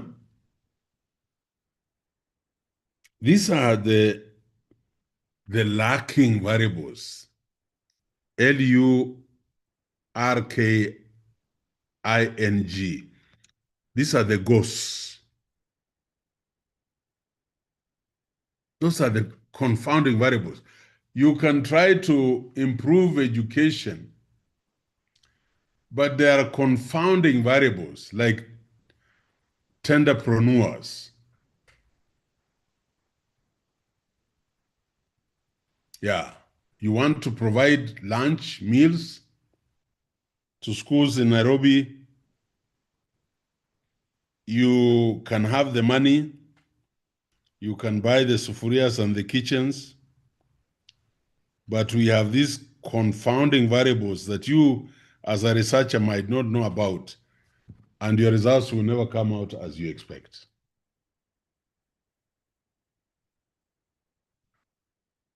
Family of variables, dependent variables, an attribute or characteristic influenced by the independent variable.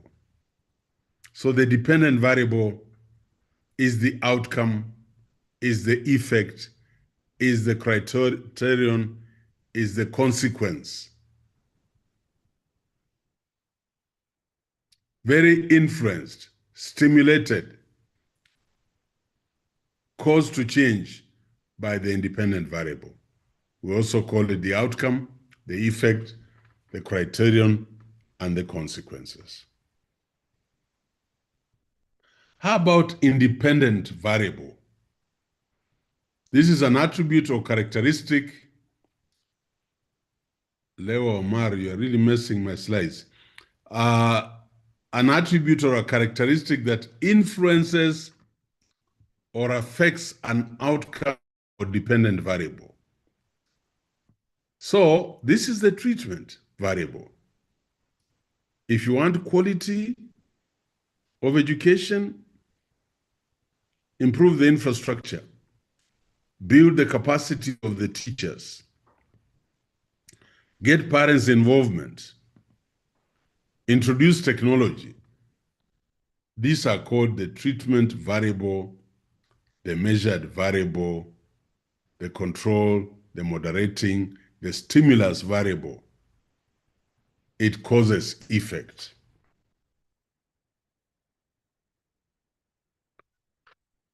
The intervening variables or mediating variables, an attribute or a characteristic that stands between the dependent and independent variable.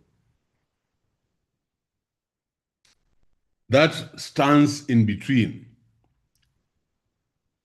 And I want you to note that.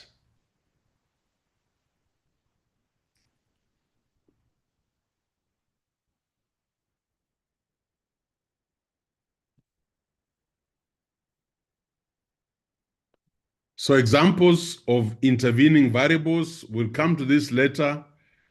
But remember now we have learned we have independent variables influencing dependent variable. The independent variable is also influenced by an intervening variable. And in turn, the intervening variable influences the dependent variable. We'll get examples until this becomes obvious. These are the ones I want you to be aware of in life. These are the confounding variables or spurious variables or lacking, L-U-R-K-I-N-G, lacking variables. These are attributes or characteristics that the researcher cannot directly measure because their effects cannot be easily separated from the other variables, even though they may influence the relationship between the independent and the dependent variable.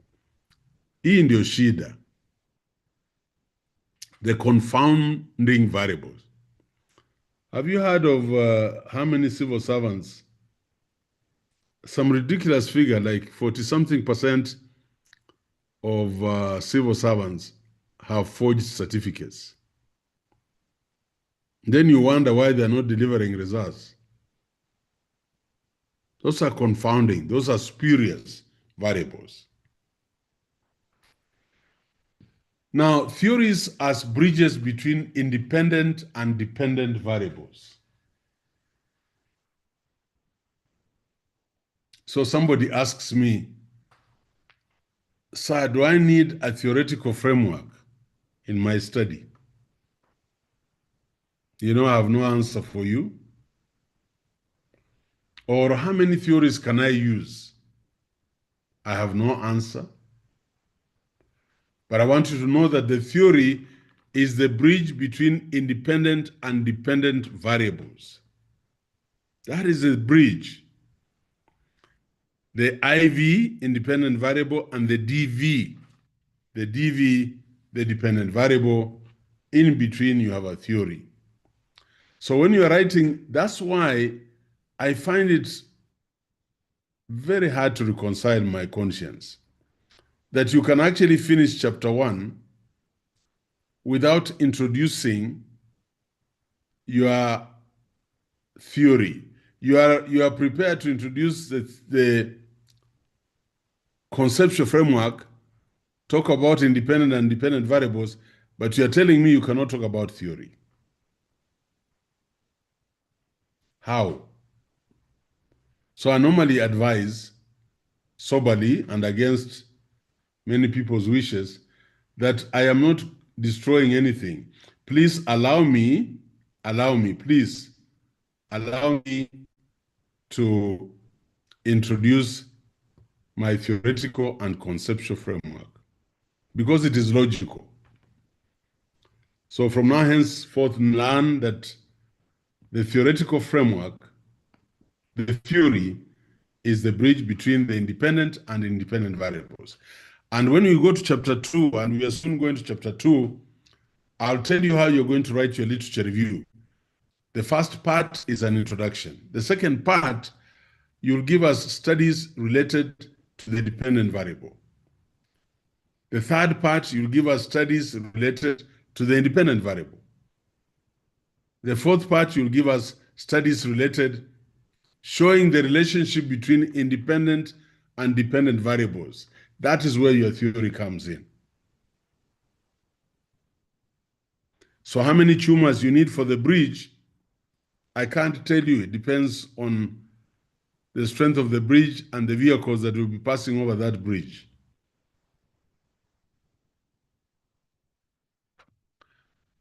Look at different types of explanations in quantitative.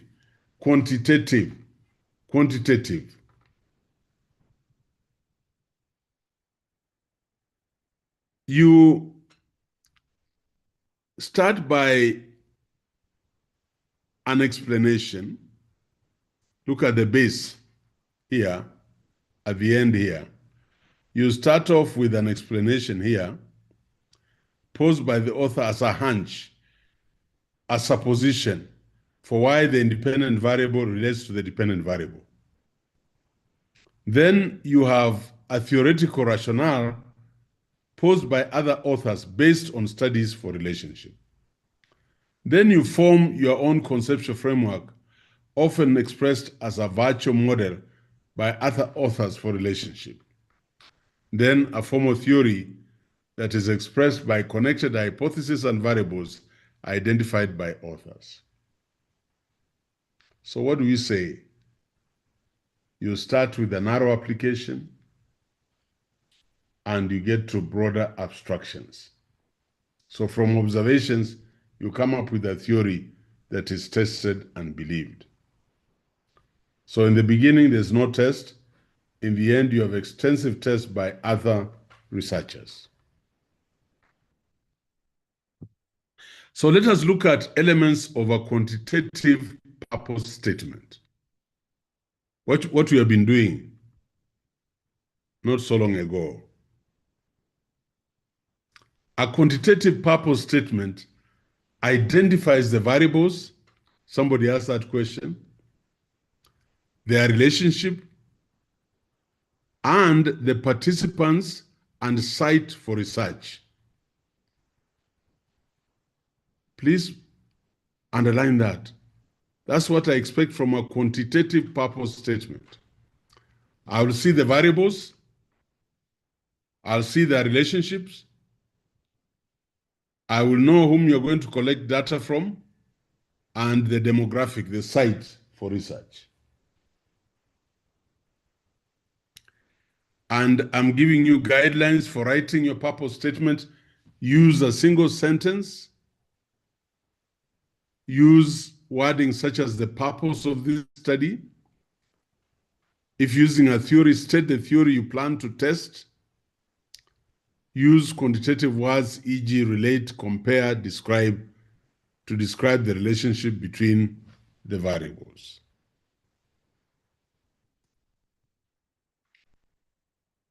Independent, listen, elements of quantitative purpose statement. What do I want to hit first? What do I want to encounter in your purpose statement? I want the independent variable. So I want you to talk to me about your independent variable. AI enablers, capacity, resources as a first position in the sentence. Then they are the ones that cause effect. So then I go to the dependent variable as a second position in the sentence. And if you have any control or mediating variable, you bring it here. You must tell me the research site in the purpose statement, and you must tell me the participants. That's then a complete purpose statement.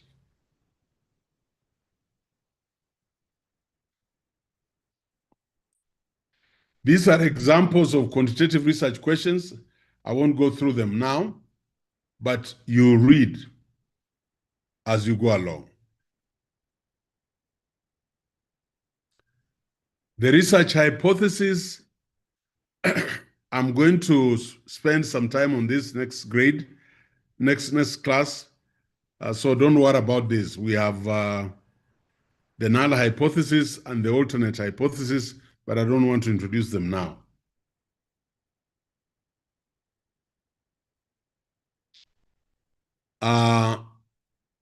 So we'll go into details of the research hypothesis, not today.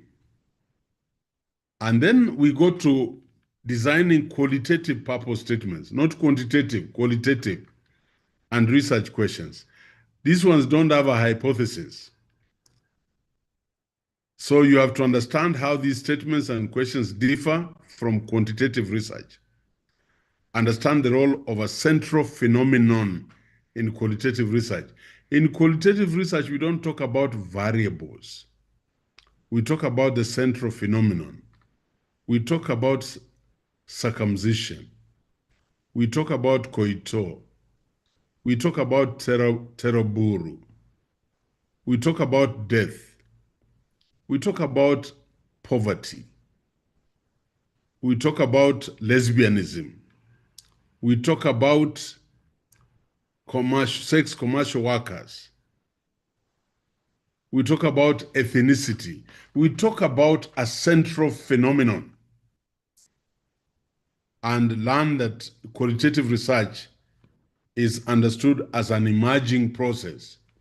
So you get in and you learn, and eventually you come out with a theory. Look at these differences between qualitative and quantitative purpose statements and research questions. Quantitative, more closed. Probable cause and effect. Why did it happen? There is use of theories. Why did it happen in view of an explanation or a theory? Assess differences and magnitude. How much happened? How many times? Measuring. What are the differences among the groups? Qualitative is more open-ended. Descriptive. What happened, not why. Interpretive. Remember, qualitative, constructivism, and interpretivism. What was the meaning to people of what happened? process orientation. What happened over time?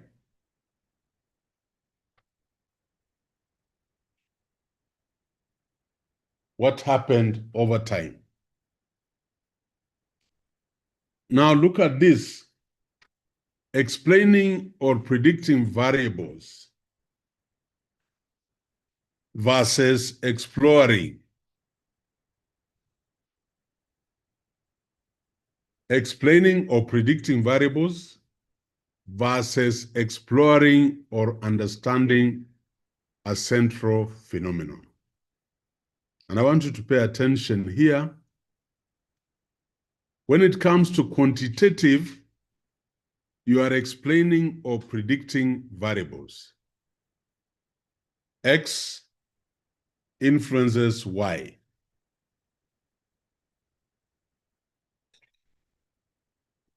The independent variable is X, and it influences a dependent variable Y. So X influences Y.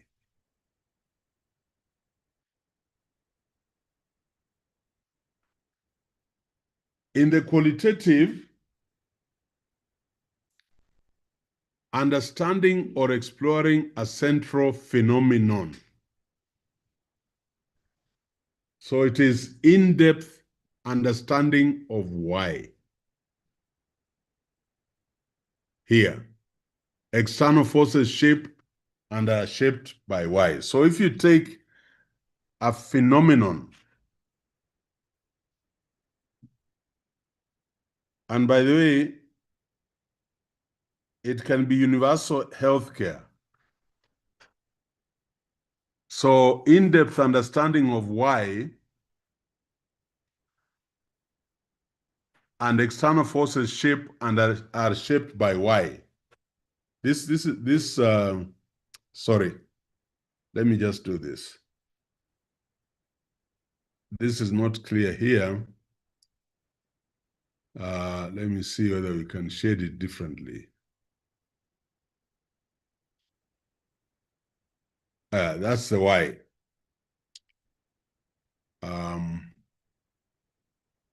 Let me see. Yeah, so this is the Y,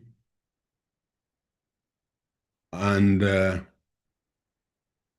it is influenced like that. So you see, qualitative understanding or exploring a central phenomenon. Here, Y could be circumcision, Y could be marriage, Y could be COVID, Y could be alcoholism, Y could be corruption. So it's a central phenomenon. It's a central phenomenon. That is in qualitative. In quantitative, we are dealing with the IV, independent variable, influencing the DV, as shown. So I hope we are getting the message. So the two qualitative research considerations,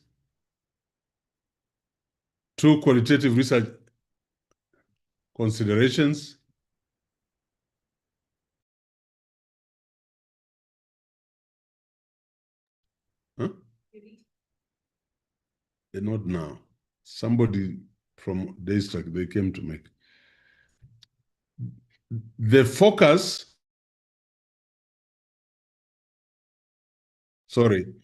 the focus of research is around a central phenomenon, which is an issue or process the researcher would like to study. So qualitative research is built on an emerging design. When you go to watch, when you attend Cohort, you go and merge with that situation You are the instrument of collecting data, recording, taking pictures, and then you come out with a design or an understanding of that phenomenon.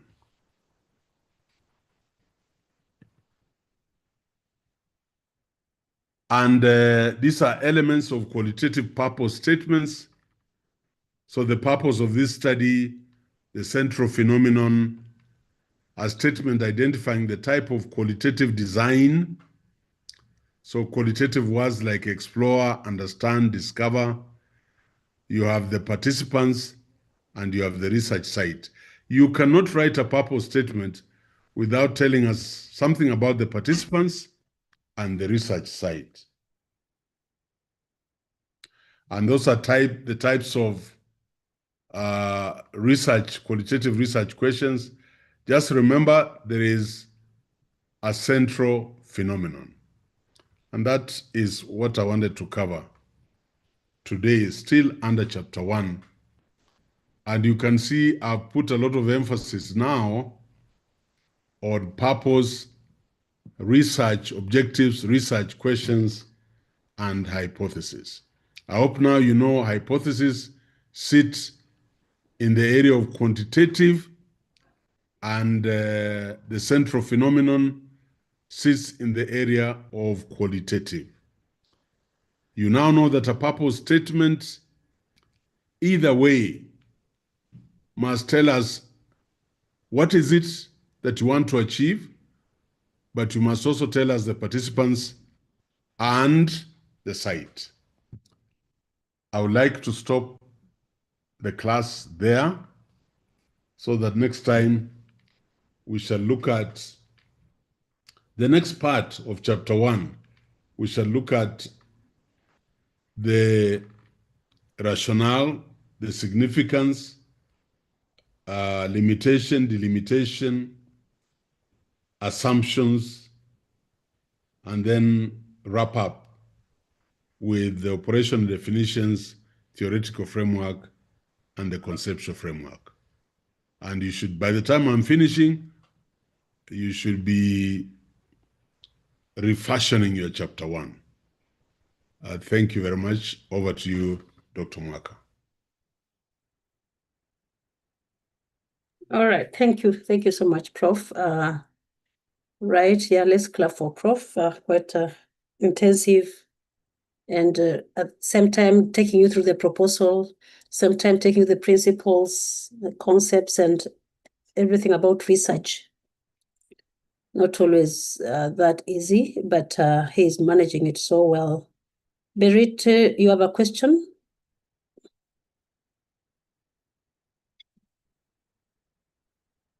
I have a question. I don't know if I can ask now or I can just email Prof. Put it out. Okay, so when you're learning about construct, Prof said it's an attribute or a character expressed in a general way.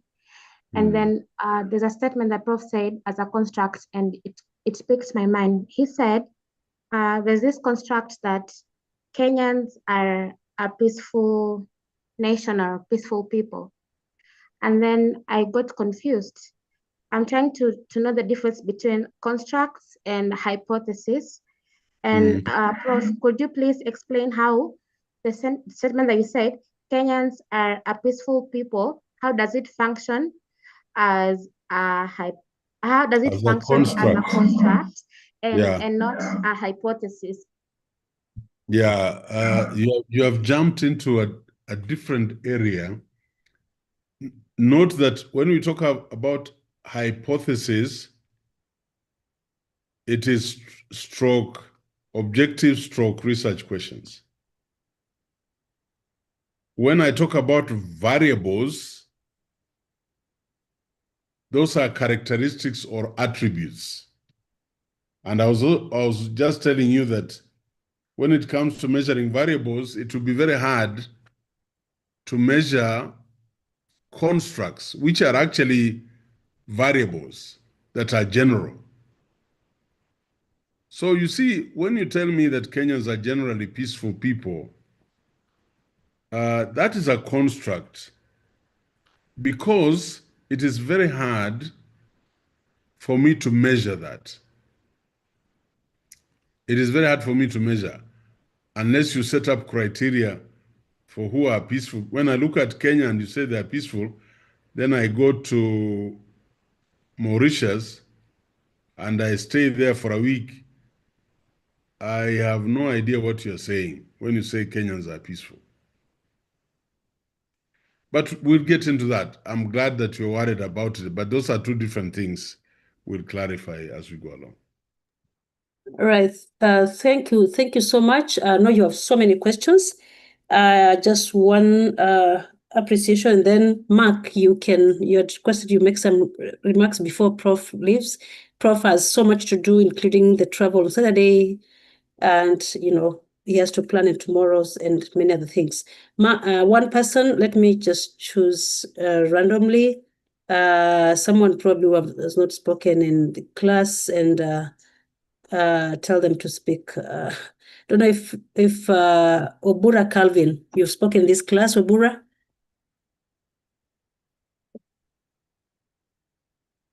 Obura, are you there? Oh, okay, let me pick Odera.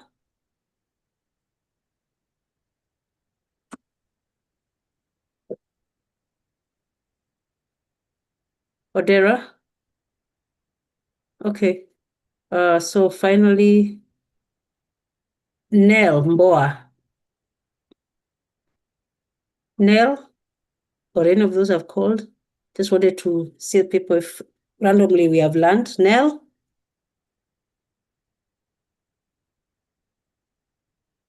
Nazarene Kiwinga? Or yes, any of those who have called and you have opened your mic? Nazarene or Nell, or yes, go ahead, speak. Thank you very much for the opportunity to speak. I'm very excited to have sat through this class. It never ends, learning never ends, and there's a lot to pick.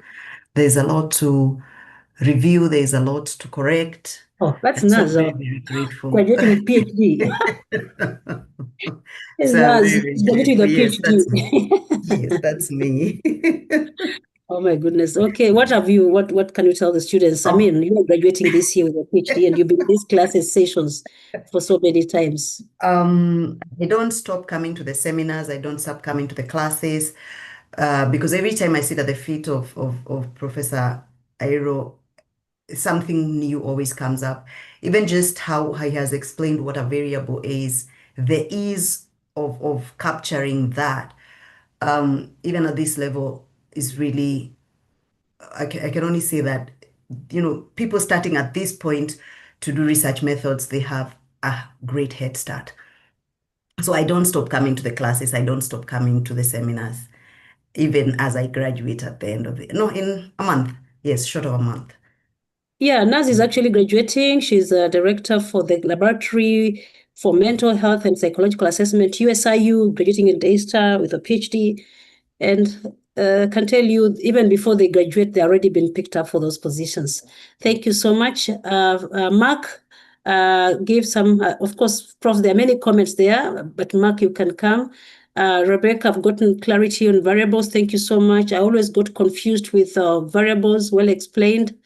Thank you so much, Prof. Where that those who are like they've really learned quite a lot, and so other comments that are there that are coming in, we appreciate. And because of time and many other things, we can have Mark speak on behalf of the class and make your request. Mark, please don't leave the class and start asking the same things on the WhatsApp. It's not fair. Okay, thank you so much, Dr. Carol, for this opportunity. And also, thank you so much to our professor for this insightful class. It was a mind-blowing class. We thank you so much for you being always there with us and having started this journey of research together. Yeah. But Prof, I have a personal request on behalf of the class. It is an appeal, and that I'm requesting if you could hear us, that instead of us having our exams on Saturday, how about if you open the exams from next week on Monday, and then It runs all through until Thursday before we start our class. And then I believe by then, everyone will be able to have done the exams, and no one will complain that there was a short period of maybe studying or being ready and attending to the exams. You know, from tomorrow is a public holiday, and then Saturday.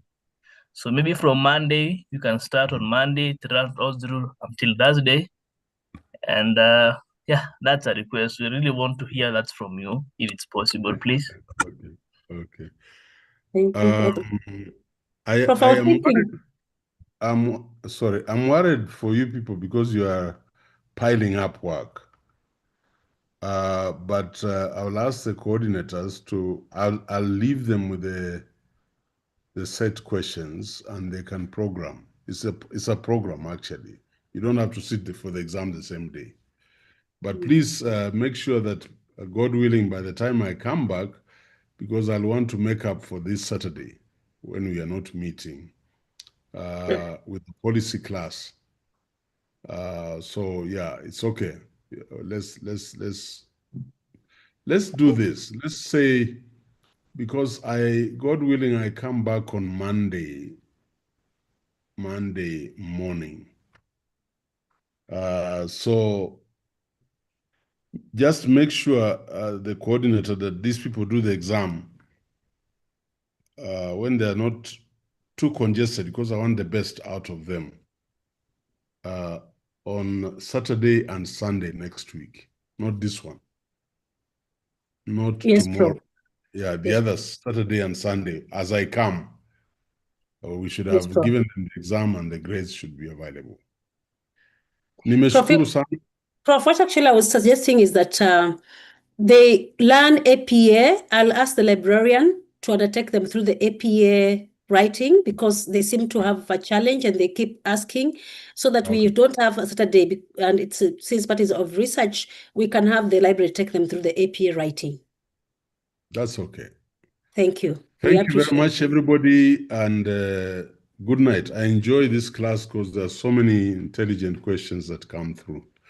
And I'm hoping that by the time I finish with some of you, you'll be so prepared to go straight for your PhD in administration and policy studies or development studies or psychology, because you're the next generation to take over the reins of the Republic of Kenya. Mbarikiwe sana. Thank you. Bye-bye. God bless you too. Thank you so much. God bless you. Have a good night, everybody, and go and rest. My Thank you. laptop Safe is running, travels. so just leave the class because I'll have to comment. I have to close the program to start it again because it is hanging. So have a good night. Bye. Good night. Bye. Bye. Good night. Thank you.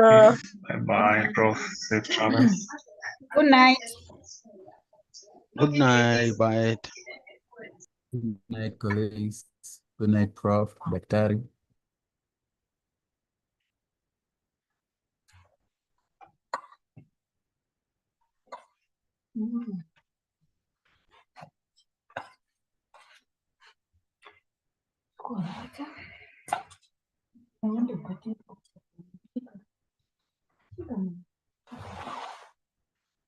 Unaona sasa tena vile iko viungo na kukataza. Unapata uende upatie nusu. Imeisha. Saa ngapi? Saa tatu. Sasa nimeisha nusu.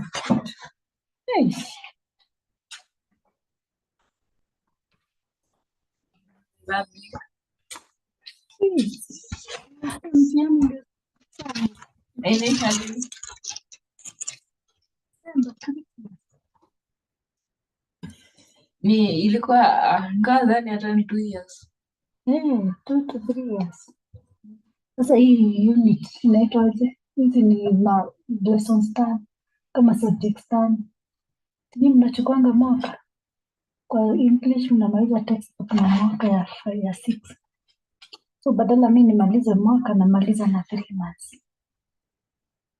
With textbook yenu. Ndio nichukue textbook ingine. unasoma textbooks mingi. Sasa textbook kwetu haitwi textbook, inaitwa unit ama lecture.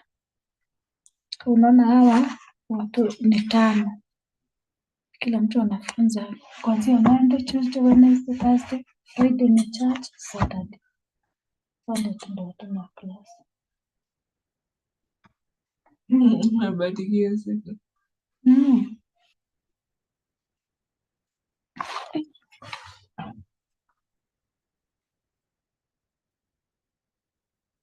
Hii ni amesema asante.